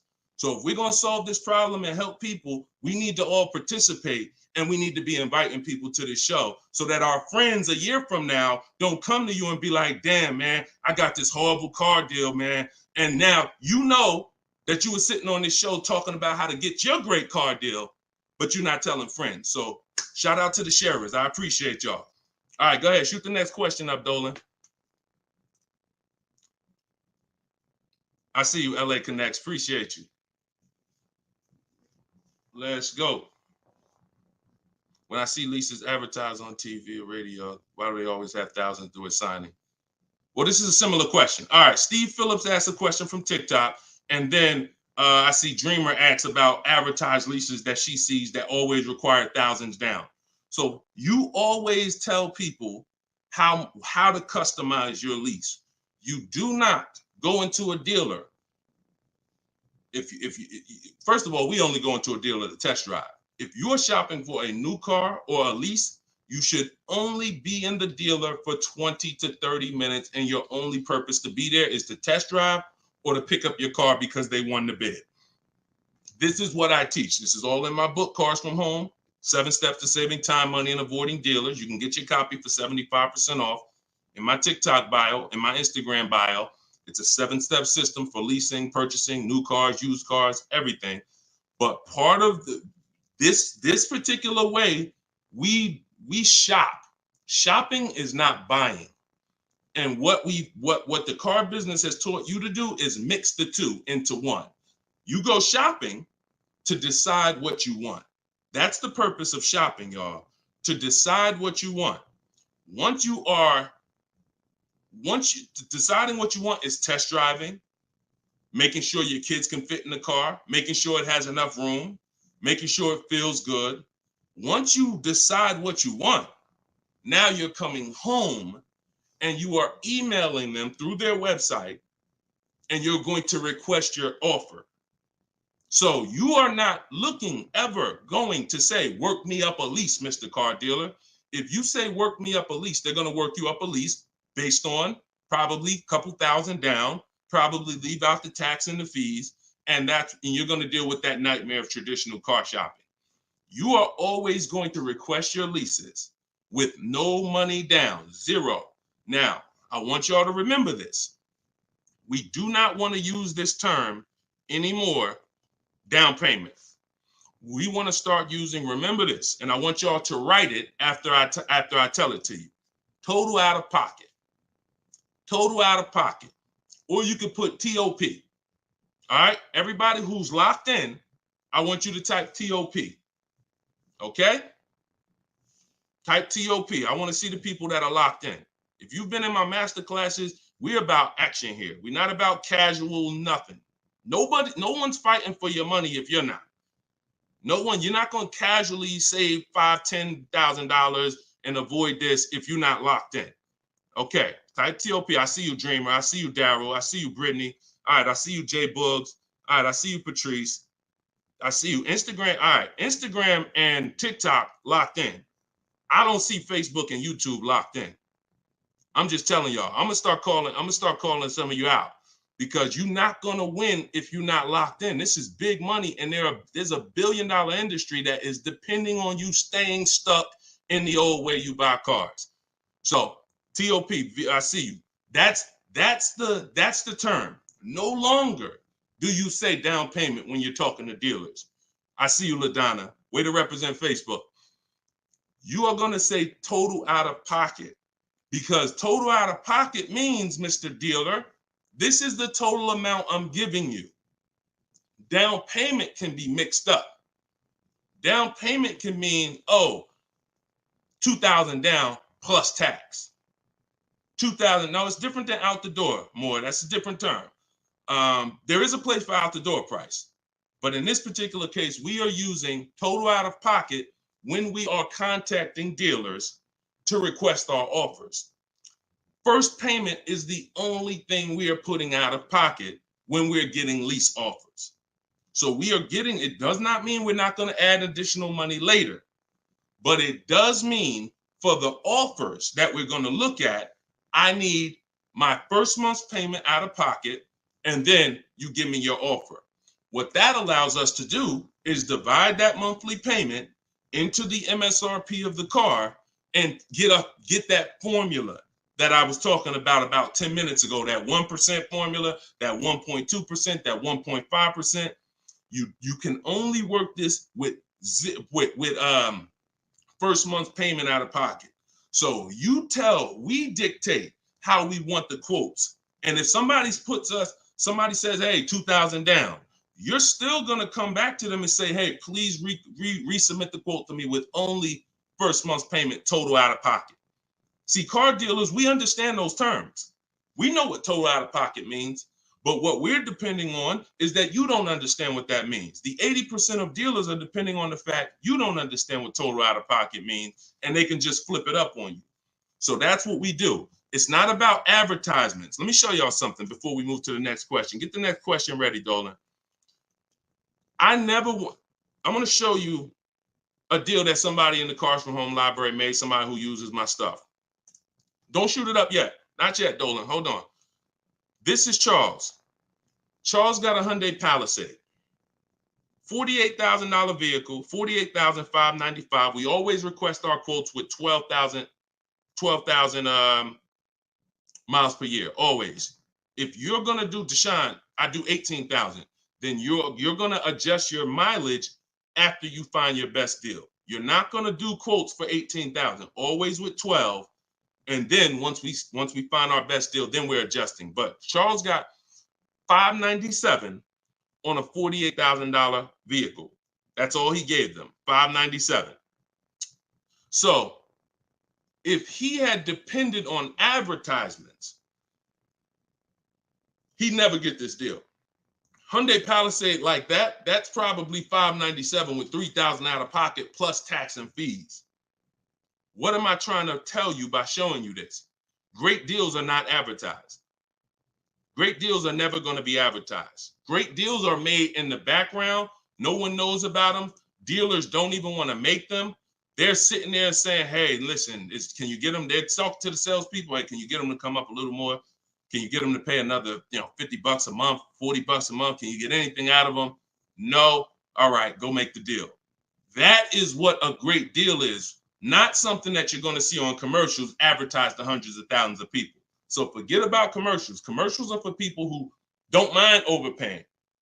People who shop for deals the way I'm teaching you to shop, our deals are never going to be advertised. In fact, when you go pick up your car, they might tell you, listen, I'd love for you to send me some friends, but don't tell them what you're paying because I can't duplicate this deal. This deal, I can't, I don't want to do a deal like that. So that's what we do. We customize our quotes. We don't let other people customize them. And you can do deals with no money down all day long. Go ahead, shoot the next one up, Dolan. Oh, here we go. I need to purchase a car in less than 2 weeks. Trying to determine lease or purchase. Easy. Who wants to know beyond a shadow of a doubt whether they should lease a vehicle or purchase? Type me if you're just like, Deshone, I've heard this, I've heard that, but I really want to know what's best. All right, all right, I see you, Tavy. I see you, Veronica. I see you on TikTok. TikTok is commenting fast. I need Instagram. All right, I see you, Patrice. All right, I see you, The Well Life. Perfect. All right. TikTok and Instagram is on point. Facebook and YouTube, y'all got to type fast to keep your hands by your keyboards. All right, Terrence. Okay, so here is the determining factor. In my book, I teach 7 steps to 7 steps. It doesn't matter. The first step is the most important question. The most important question, I want y'all to remember this. It's tied to something I created called the 8-year rule. The most important question is, and I want you to answer it, for everybody shopping for a car, or if you will be, how many years are you keeping your next car? This is the first thing you ask yourself. This is the first thing when your family is looking for a car, your son, your daughter, your spouse. The first thing you're asking yourself is, how many years am I keeping the next car? So answer that question. What you're going to see is if you're learning from me and you're going to use what I'm teaching you, it's going to be a system. We're not winging it anymore. We're not randomly shopping and doing things based on, all right, I think I should do this now. I think I should do this now. My book, all of this is in my book, Cars from Home, 7 Steps to Saving Time, Money, and Avoiding Dealership. You can get yours for 75% off in my TikTok bio. It's normally $97, but for 30 minutes, you can get yours for 75% off. You go to my TikTok and Instagram bio. So I see you, Latasha, 5 to 6 years. Tavy, 5 to 6 years. All right, Crowsman, till the doors fall off. Okay, The Well Life, 6 or 7 years. Everybody answer that question. 8 to 10 years usually. I see you, Terrence. Brandon Steph, 10 to 15 years. Okay, just bought the book. Hey, congratulations. Use it. Enjoy it and use it. Well, life. You're gonna love it. And make sure you write me with your success stories. When you get your car, send me the deal. Congratulations. So 5 to 7 years. So now remember this, and don't try not to say something abstract. Like long as possible, that's too abstract. Like years. What's our goal? 8, 10, 15 till the deal till it doesn't drive anymore. Whatever. We want to get a clear picture. Here's why. This is going to be your first step from now on when you are car shopping. Asking yourself this question. We're still on the overall question, which is should we lease or buy? That's the question we're on overall. Now I'm going to show y'all something that's going to help you understand why we asked this question first, and it's the depreciation scale. So I'm going to use this for you to understand. When you buy a car today, if I put a $30,000 car outside your house right now, if you didn't drive it, you don't drive it 1 mile, is that car worth $30,000 a year from now? You never touched it. You never touched it. Is that car worth $30,000 a year from now? Exactly, Dominic. No. Okay, Veronica. No. Okay, Crowsman. No. So we understand Wu-Tang Land. No. That's your first lesson on depreciation. That's something called the unseen expense. This is the expense most people are not trained to see. That's why they buy their cars and think, oh, I could just drive as much as I want and it doesn't matter. I'm not paying for the miles. You are paying for the miles. Let's go deeper with this lesson. Now, if you don't drive it 1 mile, we all agree it was worth $30,000. A year later, it's probably worth $25,000. We didn't touch it. Now, if we drive it, average miles 12,000, it's probably worth 22. You know, if we drive it high miles, it's probably worth 20.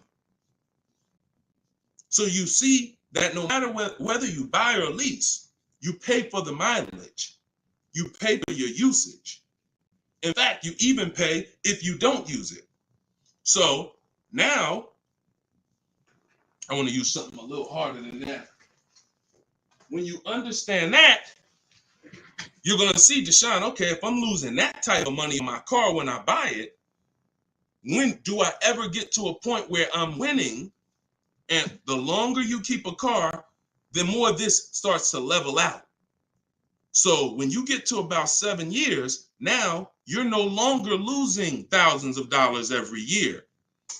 This is the purpose of the purchase, is to get to a point where your car is no longer losing value every year and you can keep it and it becomes something that is an asset because it's not taking money out of your house and you're not losing money. Now, the mistake is when you people who answered, if you're a person who said 5 years, 4 years, 3 years, 6 years, your mistake is buying a car and you trying to replace it while it's still on this type of drop. That's why you're never happy when you go trade your car. That's why you have negative equity, because the asset value is so low because it's dropping like a brick every single time for the first 5 years, every single year, first 5, 6 years. How do we avoid that long term? So every one of you that said, Deshone, 8 years, 10 years, you should be purchasing. Deshone, what if I'm not keeping it that long? You should be shopping for leases, because you cannot compare. Look at Danielle. Look at Danielle. Danielle's lease deal, she got $44,000 Audi A3. She's paying $550 a month. No money down. That same car, if she bought it, would be $900 a month. Every $5,000, some of you know, is about $100 a month on a 5-year loan. Depends on what the interest rate is. So that same car that she's driving for $550 would be about $900 a month to buy. So we have to understand, the leasing versus buying question is so easy once you just follow these parameters. You are avoiding depreciation when you get great lease deals. or you're avoiding depreciation when you buy and keep 8+ years. Anytime in between that and any other strategy, you are not avoiding depreciation. The unseen expense is what's taking the most money from your household, is the unseen expense. Everybody clear on that so far? If you're clear on that, type clear. If you're clear on that, type clear. I call this the 8-year rule. You will not, if you stick to this, you will win every time. And if you break this rule, you're going to lose every time. See, I can't help you get a great deal if you bought when you should have leased. Think about Danielle's deal that I just told y'all about. $550 a month on an Audi A3. Even the person who bought and they were paying $900 a month, even if they saved another $5,000, got a ridiculous deal off the car, which we could get. We help you get the best deal. That's no problem. But if you bought it, you're still $8 something a month. So if your deal is on the wrong foundation, there's no way to get a great deal. So buying versus leasing, the most important question, the 8-year rule, is your first step always. Okay, and I see a lot of people typing clear. So good. Okay, shoot the next question up, Dolan.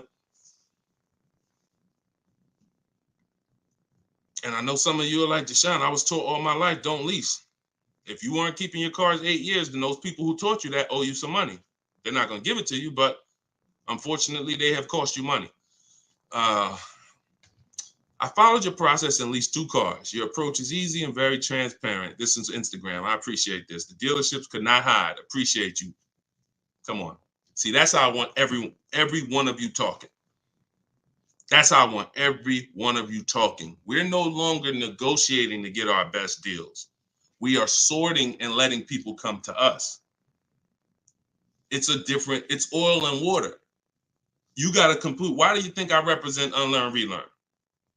Because I know the first problem I saw when I started teaching this in 2021, I started before that, but God blew me up in 2021. You know, we got 1.5 million followers on TikTok, and everything went crazy since then. We teach, but I was like, oh, people got so much bad information that they got to unlearn. I can't put good information on top of bad information. So you got to be willing to scrap that, realize it's cost you money. It's from people who don't understand cars. They might have bought 10 cars, 20 cars in their life. Now they think they're an expert. And that's just cost you. So you got to be willing to unlearn all of that stuff and learn the new way. And that's what we do here. So I'm glad. Enjoy. I'm so glad you're empowered, Coach Booker T. You're empowered. And that's what I want for everybody. Go ahead, shoot the next one up, Dolan. I have a Jag and need to downsize. All right, we'll get to you. I see you on TikTok. I have a Jag and need to downsize. Thank you, Brandon. Appreciate all the gifts on TikTok. Could y'all keep running the screen, the likes up, tapping the screen? If you're spending time with us and you're going to spend a couple minutes with us, can y'all just every couple minutes just tap the screen, keep shooting those likes up? We get TikTok's attention. We let them know we talking about things over here that more people need to hear. So appreciate all of you. I see you already. All right, this one's from TikTok. How long can you keep a car when you lease? Asking with miles. 3 years. 3 years. We don't do 4-year lease deals. Stay away from 4-year lease deals. When you are getting your offers, and we do this online, so we go direct to the dealer site. We don't go through a third party because they pay for those leads. We don't want anything that drives the cost up when it comes to us. We go direct to the dealer's websites. In my book, I have a link to all the dealer's websites. I teach you how to do a radius search, and it takes about 15 minutes to contact 25 dealers, because when we shop for new cars and leases, we use something I created called the 25-to-5 strategy. So we're going to connect with 25 dealers online, and then we're going to get 5 to 7 quotes from that. So we're going direct to the dealer's website. That also allows us to shop out of 25 dealers' inventories, because 1 or 2 dealers is not enough. They might not have what you're looking for. Now you're at the mercy of who has what you're looking for. When we connect with 25, we're typically going to be able to get 5 to 7 offers from that. So this takes about 15. It just takes about 15 minutes. But we don't want to, like I said about 10 minutes ago, we dictate how we want our leases customized. And our leases are always first payment out of pocket, total out of pocket, first payment, 12,000 miles per year. And then we are, we're doing 12,000. And once someone wins the bid, out of those 5 to 7 offers, you're going to see, again, like I said, between the Cars from Home book, between the Cars from Home video library, and between my coaching program, we've done this with about 8,000 people since 2021. I can tell you we have enough data to tell you this is how it goes. Once you get 5 to 7 offers, you're going to see at least $150 to $200 difference from your best offer to your worst offer. That proves, that's why I say 80% of dealers are overpriced. So once you see that bid, you're going to, but we dictate that 3 years. We don't let people present leases to us. We tell them, this is how I want the lease. And if anyone suggests a 4-year lease, even a 3.5-year lease is too long, because you're eliminating the benefits of leasing, which is switching cars every 3 years. I want the latest and greatest. I want to pay the pennies on the dollar compared to someone purchasing. And I want to be able to switch cars and most of the time be under warranty, depending on what brand you're shopping for. If you're shopping Chevy, if you're shopping Ford, if you're shopping most brands with a 3-year bumper to bumper warranty, once you go 3.5, once you go 4, you're out of warranty. So I don't even like going 3.5.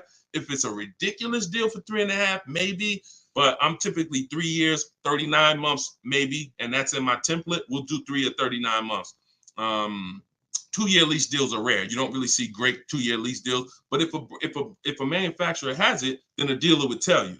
When we contact them, they'll tell, hey, we got a great 2-year lease deal. Are you open to that? Yeah, we're open to 2, but we're not open to going longer than 39 months. We're paying too long on a car we're giving back. Go ahead, shoot the next one up, Dolan. Great question. All right, I see you. Perfect. Great questions. All right, Facebook. What's the best credit score to have when looking for a good deal on a brand new car? It's no way to dictate that.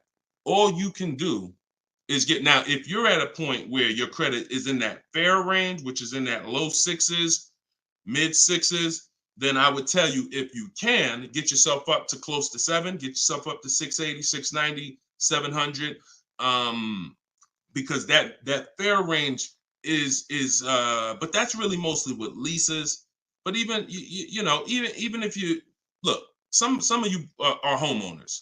When you buy a house, we're trying to get our credit to wherever it needs to be. If it's not there from the get-go, realtors will tell you, get your credit here so that you can get a mortgage.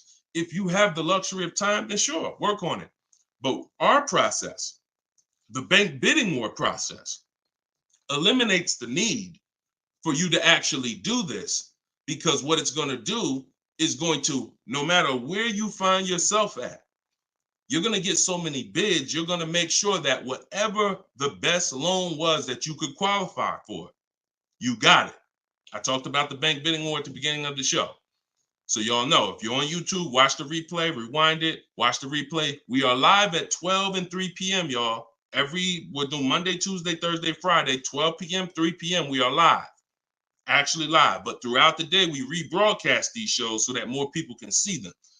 But in any time outside of that, I want you to go back and watch the replay if we answer something that you ask. And you want to find out, if you get the book, you'll see the bank bidding war that I send out with the book. That's how we get banks and credit unions to bid for our loan. But I explained it earlier in the show. All right, shoot the next one up, Dolan. All right, this one showing up from YouTube. Quick question: would you pay $9,000 for an SUV with 164,000 on the dash? It's a 2014.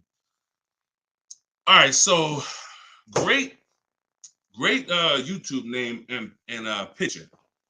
Shout out to the Last Dragon. No. Well, look, it's car specific. When we shop for used cars, who's going to be shopping for a used car? Type a letter U. I want y'all to listen up. We use a process called the multiple marketplace strategy. This is in my, now I told y'all, our process for shopping for new cars is, or new cars and leases, is the 25 to 5. Our process for shopping for used cars is the multiple marketplace strategy, because we want to be on every marketplace that has a car. And there's 8 of them: Driveway, Carvana, CarMax, Carfax.com, Car Gurus, AutoNation, Cars.com, eBay Motors, and I'm missing one. These all have different inventory. Now, some of the inventory is the same. I've seen times where you go on you go on Auto Trader, and the price hasn't been updated, but you go on Car Gurus and the price has been updated. So there's a car for 36. Same car on Auto Traders is 34. So you must be on all marketplaces. But then there's a process that we use to sort down to get a quality car. First thing we're going to do is, if you are aiming for a car, you need to do a longevity check and a reliability check. This takes 5 minutes. We type in the year, make, model into Google, reliability, and we skim those first couple articles. If you see a bunch of stuff that says questionable reliability, 7 out of 10, 6.5 out of 10, that's enough to eliminate the car, in my opinion. After you type in reliability, and look, my whole process for shopping takes 60 to 90 minutes. So everything I'm telling you to do are 5-minute things, 20-minute things, 15-minute things. We do this right from home. That's why the book is called Cars from Home, 7 Steps to Saving Time, Money, and Avoiding Dealerships. So now, once you do reliability, now you're going to do longevity. Longevity is going to tell you what the data says about that car long term.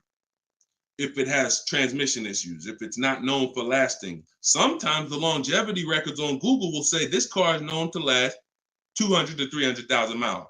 So that's the first thing. Thank you, Mr. Super. I see you. That's the first thing. Before we even look at a car and consider it, we got to make sure we do that 5-minute check. Now, once we move past that, now we're moving into our process of sorting down, because we could have a good car with good data, but we could get a bad car based on the previous owners. So first thing we're looking at is the Carfax. Carfax. We want to know what that title's like. Is it salvage? Is it rental? Is it frame damage? Is it rebuilt? We're eliminating those. Now we're moving on to service records. This is the biggest indicator, in my opinion, on if a car was taken care of. It's not title history. It's not accident history. It's service records. Service records.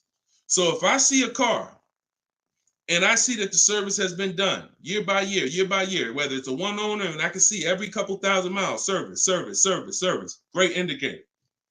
Great indicator. Opposite is also true.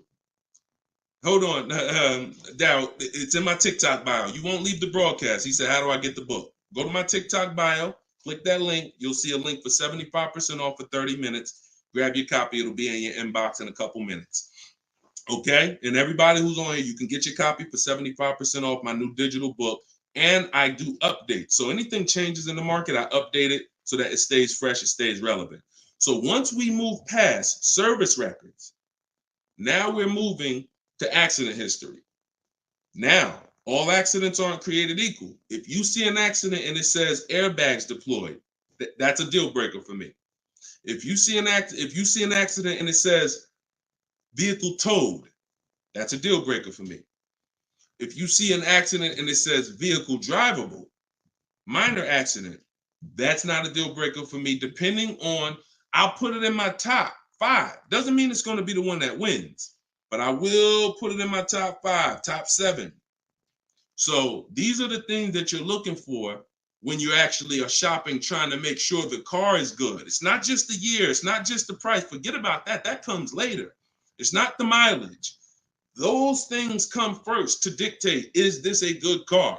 Car could have 60,000 miles on it. If it has bad title history, bad accident history, no service records, it's a trouble car. So that's the system. As I said, everything I want you to do from now on is shop with a system.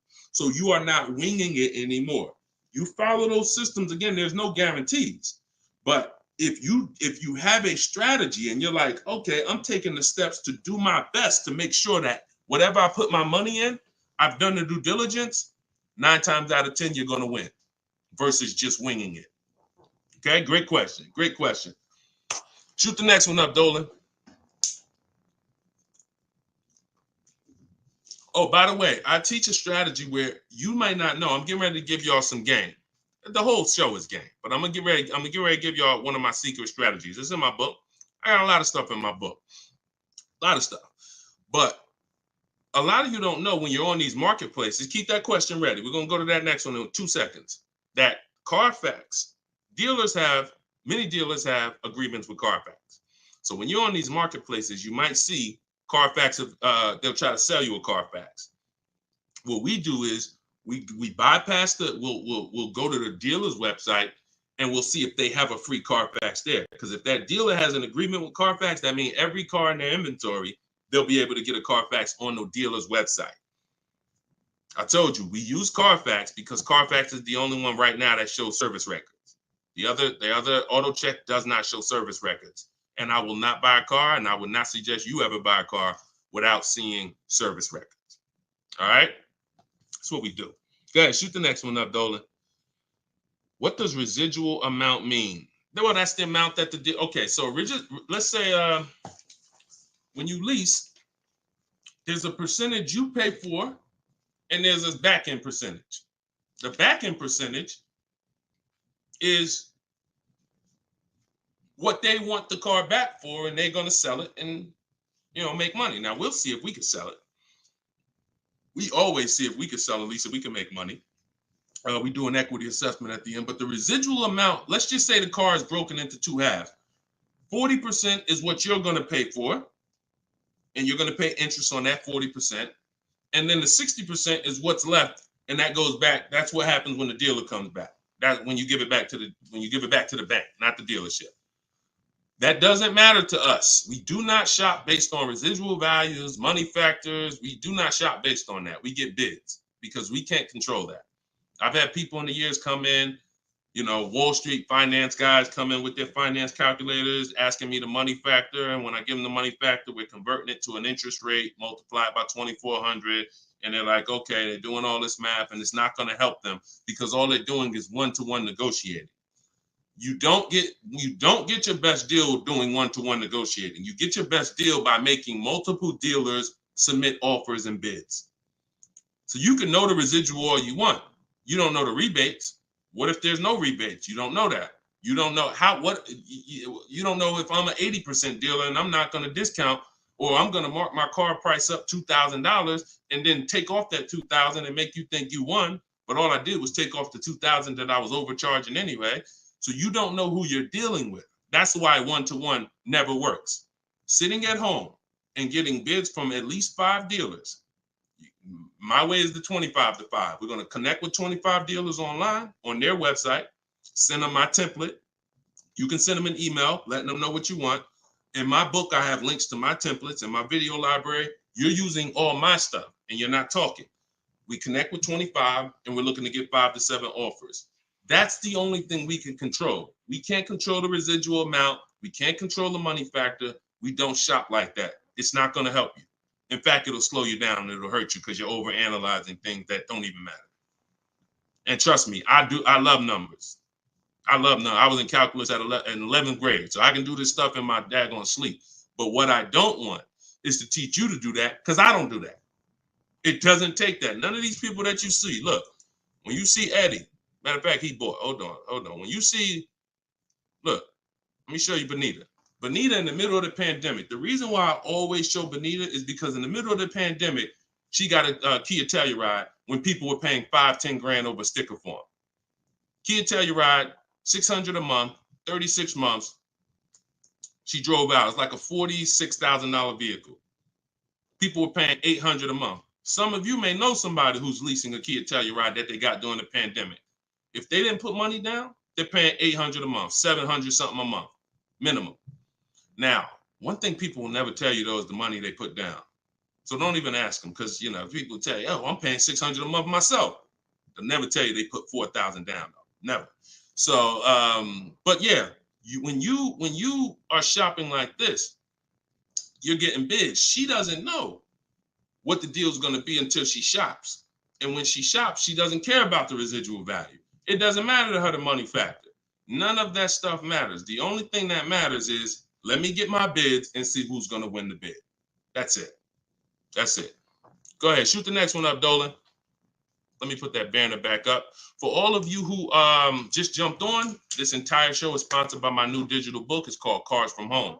7 Steps to Saving Time, Money, and Avoiding Dealerships. I'm the author of that book. I'm also the creator of the Cars from Home video library and the Cars from Home coaching program. You can get your book for 75% off in my TikTok bio, in my Instagram bio. It's normally $97, but you can get your copy for 75% off by going to my bios and getting it, or you can scan the QR code or go to deshonsbook.com. 75% off for 30 minutes. All right? So get your copy. Everything I teach is in there, and you can reference it for life.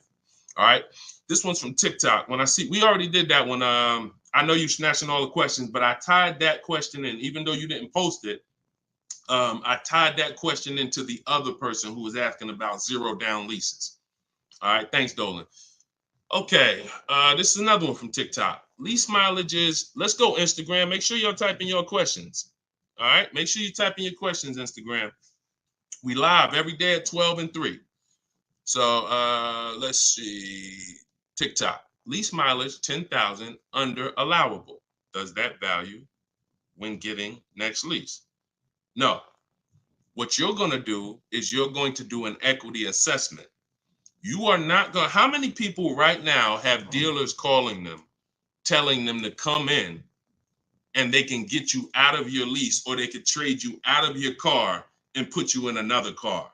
How many people have either phone calls coming in, emails, or you get mail? Hey, Leo, good news. We need your 2019 car. We have somebody looking for that car. How many people are getting those emails or those calls right now? When you get those emails, look, all of them, look, look, I do every day, Matthew said. Look, so when you get those calls, what they're doing is we have automatic algorithms, like automatic technology that generates these lists for us. It's not that they saw your car exactly and they're like, oh, I love your particular car. So what you got to know is, what's the goal? The goal is to get you to come in and get you to have them be your first offer on your vehicle. Now, we never want a dealer to be our first offer. Hold on, Tiffany. We never want a dealer to be our first offer. We want the dealer to be our last offer all the time when it comes to our car that we're replacing. So you're going to do something, Wanda, called an equity assessment. You're going to call the bank. You're going to ask the bank 2 questions if you're leasing. 1 question if you own. What's my payoff? That's the question everyone asks. If you're leasing, you're going to ask the second question. Do I have a third-party restriction? If they say no, then you need to write that down. If they say yes, you need to account for this. Once you hang up that phone call, you're going to do this equity assessment, which is going on the 6 websites I mentioned earlier: CarMax, Driveway, Carvana, Kelly's Blue Book Instant Cash Offer, AutoNation, Sell My Car, and Car Guru, Sell My Car. Every one of those sites, if they ask you, if you have a loan, if you are leasing, when they ask you, is the car owned, finance, leased, you're going to put owned. Don't put lease, because it triggers something in their website. They don't know how to separate third-party restrictions and not. And just so you know, for those of you who think you can't sell your lease because you have a third-party restriction, you're wrong. We sell leases with third-party restrictions.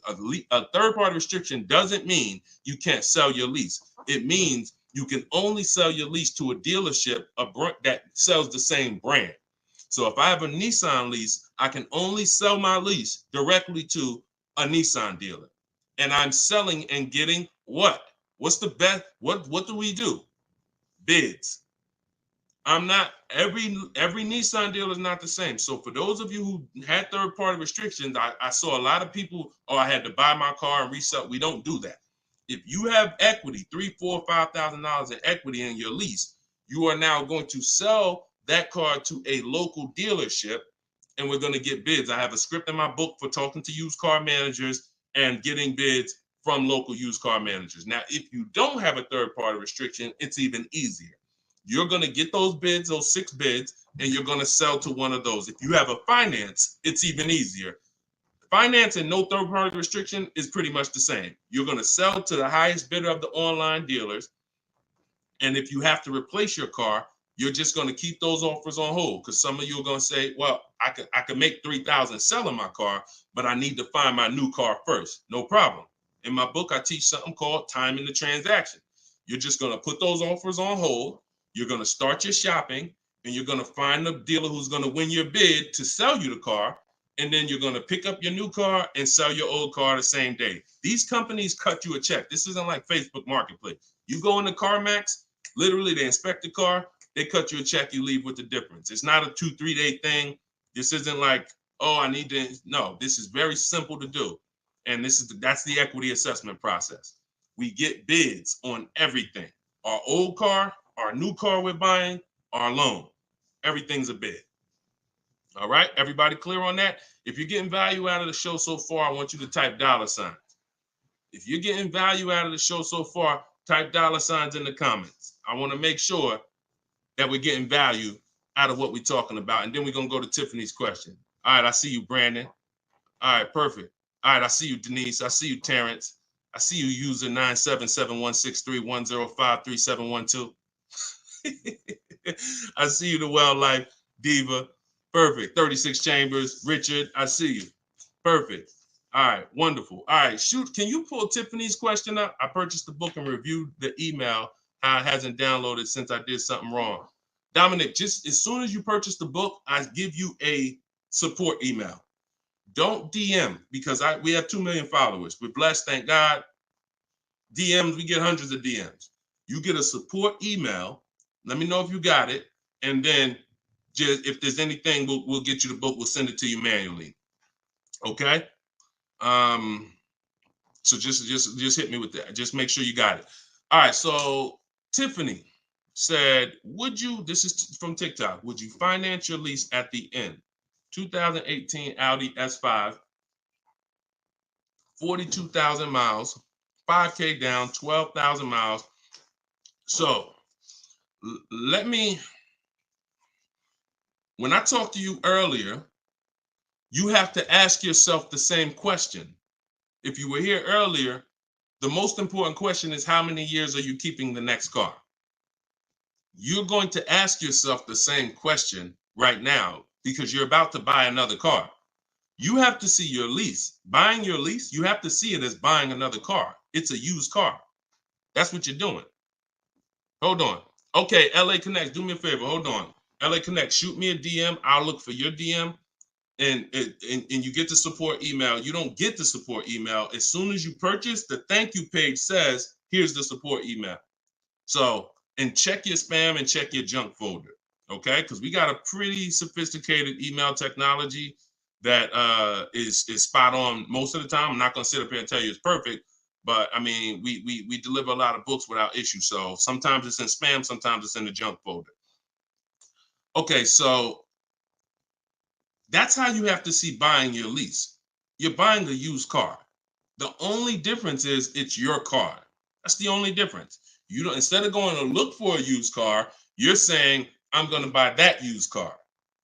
So the same question exists. How many years are you going to keep the car? Now, if you say 8, you're not going to break the 8-year rule. Then you could buy it. But if it's not 8, it makes 0 sense not to be shopping for another lease. I'm going to tell you why. One, the depreciation. And I'll talk to you about, I'll do a quick scenario of, because some people say, Deshone, when I buy used cars, they don't depreciate as much as used cars, but you still pay more than people who get great lease deals, than people who get great lease deals. You're still paying more money, and now you're paying more money for a for a worse car. So, but when you are looking at these scenarios, most people are going to finance for a 5-year or 6-year loan to buy their lease out. but you've already had the car for 3 years. So you have to say to yourself, what's the likelihood I'm going to keep this car that I've already had for 3 years for another 3 years? Tiffany, if you didn't get if the new lease payment, if that's not the best offer out of 5 dealers, then that doesn't matter to me. Because we don't care about what one dealer says, especially a dealer who's going to try to see you. Some of you are too loyal to these dealers, and you got to stop. I'm not loyal to any dealer. No one who listens to me is loyal to any dealer. We are done with being friends with dealers. We don't need to go to a barbecue with our car salesman. We don't need to do that anymore because we need to make car salespeople compete and different dealers compete. Tons of people will walk in, get one quote from an old dealer or a dealer that sold them 2 cars, and that quote is $900 a month, and they're like, oh, I guess that's what the car costs. Not realizing, no, that's what the car costs from that dealer. That's what it costs from that dealer.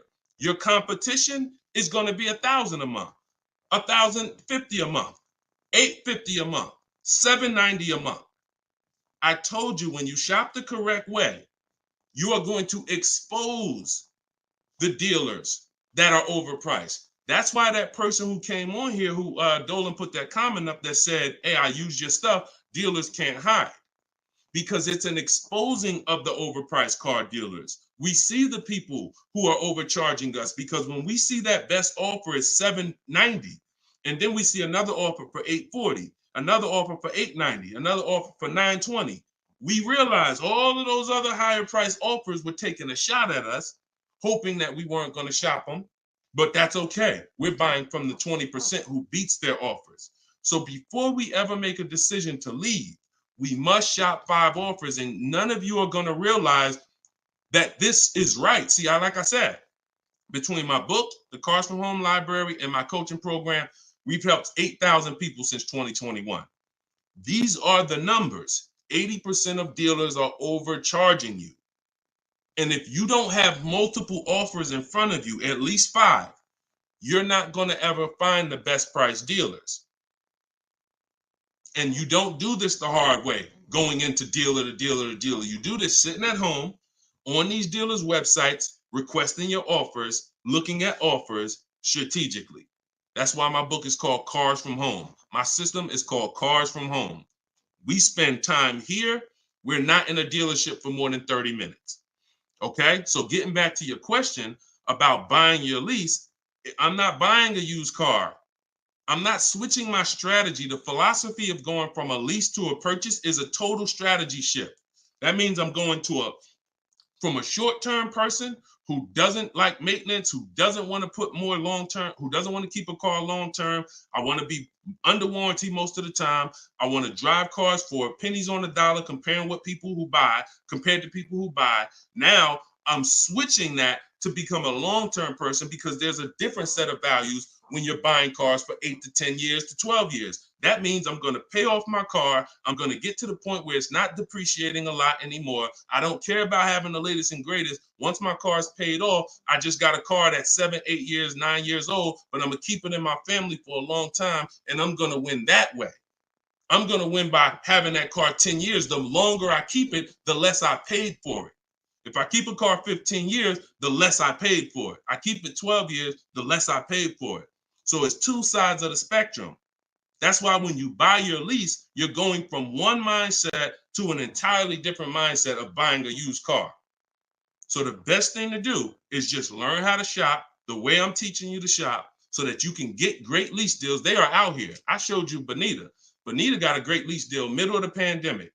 Middle of the pandemic, when there was blood in the street, people coming out of car dealerships with axes in their head. That's how much they overpaid. That's how much they overcharged. They got 10,000 over sticker, 8,000 over sticker. Bonita's taking deals down.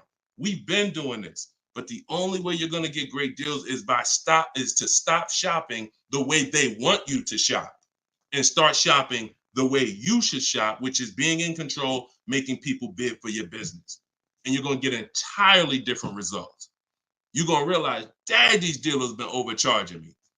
That's perfect. That's perfect. All right, go ahead, Dolan. Shoot the next one up. We got a couple more minutes. Try to get through as many as possible. All right, this one's from Instagram. I'm reaching out to dealers. Point. I'm ready to compare price. I don't know what to say. You don't talk. If you're doing it my way, you should be on their email. Now, if you're doing it the manual way, which I'm not even going to teach anymore, I used to say on some of the older broadcasts, I would say call, talk to a sales manager. But I want to do it by email. We go to a dealer's website, we use the contact tab, we tell them what we want, and then we're having conversations from there.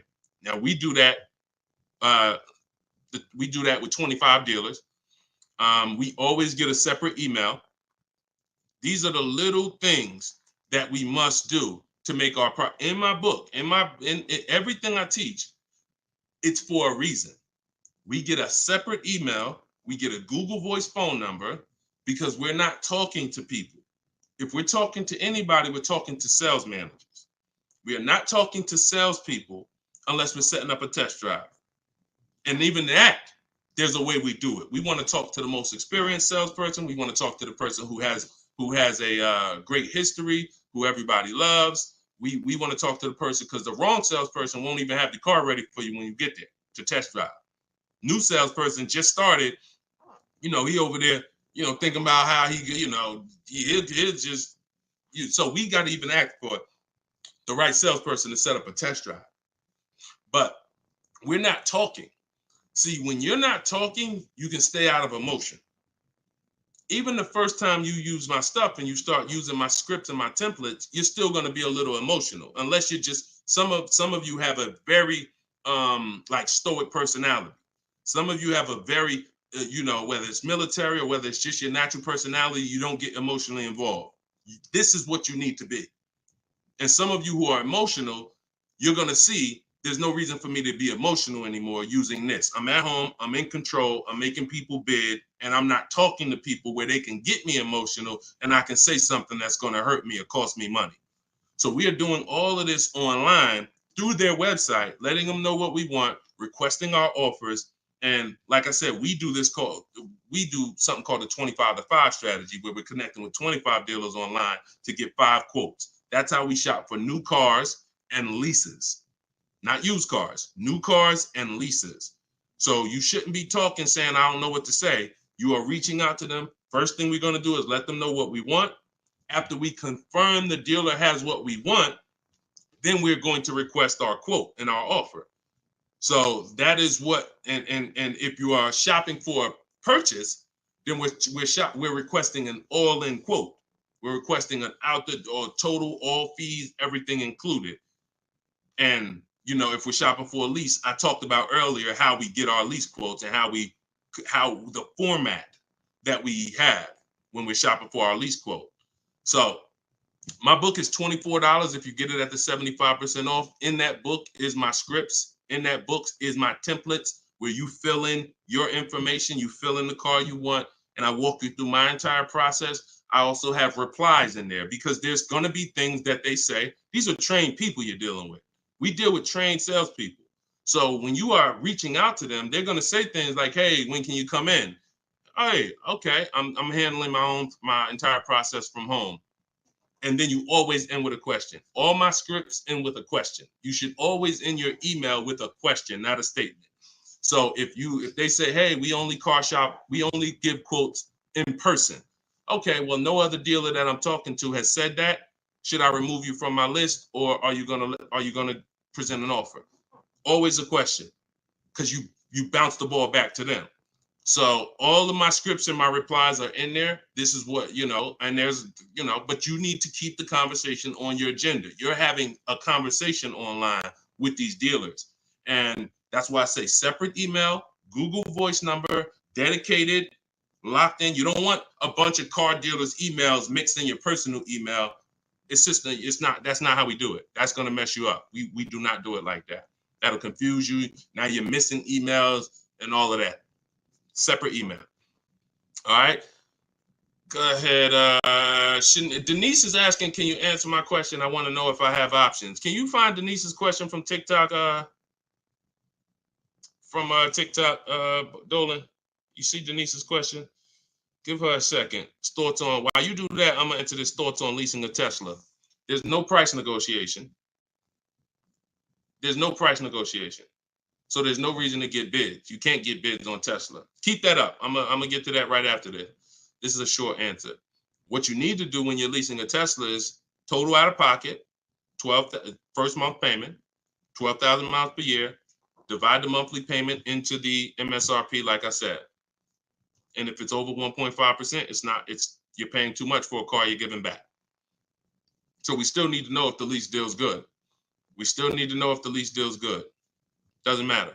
Even if there's no negotiations. Plenty of people out there that got bad lease programs that are dependent on people who don't know what a bad lease program is to come in and lease the car. And until we stop leasing those cars at these bad lease programs, when we stop, that's when they'll change.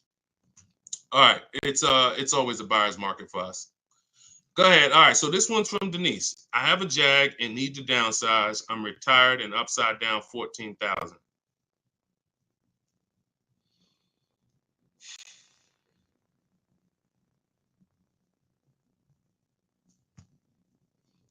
See, here's the bad part about negative equity. The damage is done. I wish I was the person who could, give back. A lot of what I'm talking to y'all about is I'm shouting from the hills and warning you. It's up to you to take the warning. But in this particular case, with negative equity, the damage is done. Now, how do we get out of it? It's only two ways. I talked to you about that earlier. Now, in your particular case, now there's a third way. It involves the car. If the car is totaled or stolen and you don't recover it and you have gap insurance, then the car is. So I can't say there's not another way, but we can't plan on that. That's insurance fraud.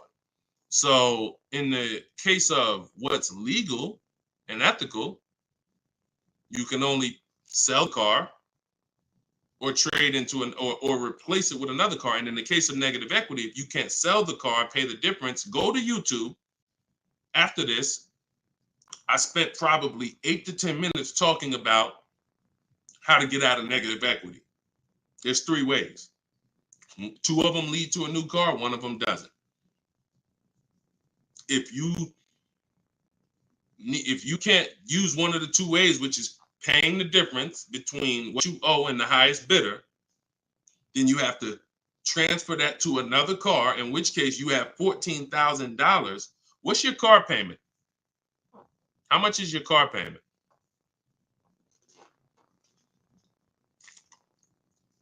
And if you need to downsize because you want a smaller car, okay, $769. If you need to downsize because what's the reason that you need to downsize? Is you need a lower payment, or you just need a smaller car? Lower payment or smaller car?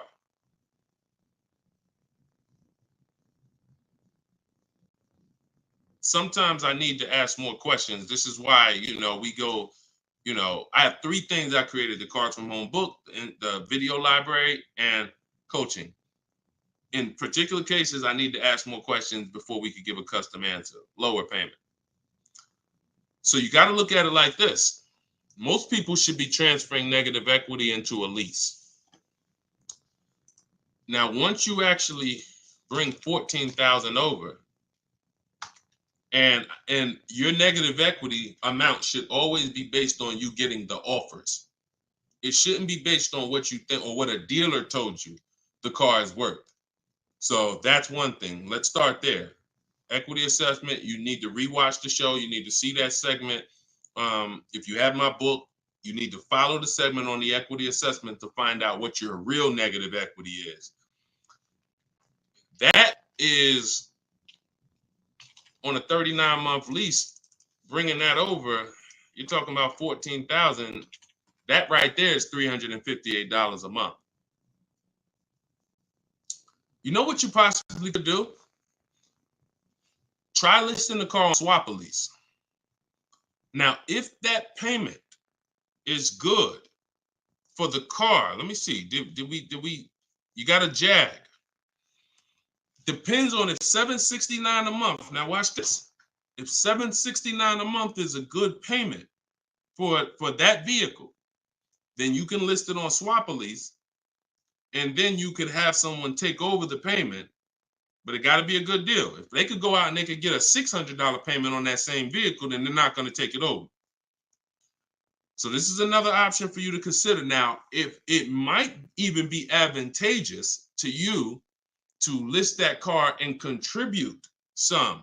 You might say, all right, I'll pay $100 and all right, my payment's $769, I'll pay $100 and somebody take it over for $669. Whatever you need to list it for to get out of it, to have someone take it over, may be advantageous to do until the lease ends. And then you go and get yourself a very inexpensive car that you can qualify for, because if you have someone take over the lease till the end, you could probably go get yourself something, lower payment, but that car coming into the deal, you're going nowhere, because $14,000, unless you got cash. If you got some cash, then yes, cash can solve all things. Get the offers, follow the equity assessment. You might pay the difference or transfer it over. You can't transfer it over because, like I just said, your negative equity alone is $350 a month, and that's without the interest that's going to be. It's probably going to be about $380 a month. So, what's the note? Yeah, so that's what you should consider. List the vehicle on Swap a Lease and see if somebody's willing to take it over. And if nobody's, okay, no problem. That's what you do. That's what you don't have that kind of money to contribute. $14K is a lot to be able to contribute. So so what you should do is do that. If you could get somebody, if no one takes it over for $769, then offer to contribute some money towards the deal every month. Now, if you, no matter what, and then what you're gonna do is you're gonna go and probably, you're going to ask yourself the most important question for your replacement car. If you're not keeping 8 years, you should be looking to lease the next car and get yourself an inexpensive lease. If you are keeping it more than 8 years, then you can buy. But you're just going to use the same process. But you got to get rid of that car first. And I think with your scenario, that might be the best way to do it. All right. Good question, though. It's good question. Keep us posted. And, that's what we do. Look, we are live at 12 and 3 o'clock p.m. Eastern time, Monday, Tuesday, Thursday, Friday, which means we'll be back in a few for the next segment today. You can come back. We had a lot of questions. We're not always able to get to them, but you can tell your friend. I haven't really announced it because I didn't know when I was going to be live, but now we'll get to the point where we can let you know 12 p.m. Eastern time, 3 p.m. Eastern time, we're live, but we rebroadcast these shows all throughout the day, because people do get a lot of value out of the rebroadcast. But if you want to meet us live, Monday, Tuesday, Thursday, Friday, 12 p.m. and 3 p.m. Eastern time, bring your questions. And if you didn't know, my book, Cars from Home, 7 Steps to Saving Time, Money, and Avoiding Dealerships, is 75% off for 30 minutes, part of our welcome offer. So you can get yours in my TikTok bio or in my Instagram bio, or go to DeshoneBook.com in the comment section on YouTube or in the comment section on Facebook. Or if you're watching us on TV, you can scan that QR code. But that's what we do here, y'all. We peel back the onion. We make sure you know how to shop strategically. And I want you writing me with deals. I don't want you writing me showing me your car. Everyone's doing that. Hey, got the new G-Wagon. Got the new BMW. Oh, your boy upgraded. Never talk about what we paid for it, though. I want you writing me saying, Deshone, look at the deal I got. This was the best offer. I made dealer's bid. This was the best used car within 100 miles. I'm driving an hour to go pick it up. When you're driving 45 minutes, an hour to go get your deal, that's when you really know you won. It's not always going to be that way. Sometimes local dealers will win the bid, but sometimes you're driving 45 minutes and you're driving 45 minutes because he's saving you $3,000. So that's what Cars from Home is about. That's what my book is about. You can get your copy instantly, 75% off for 30 minutes, and I'll see y'all on the next show. God bless.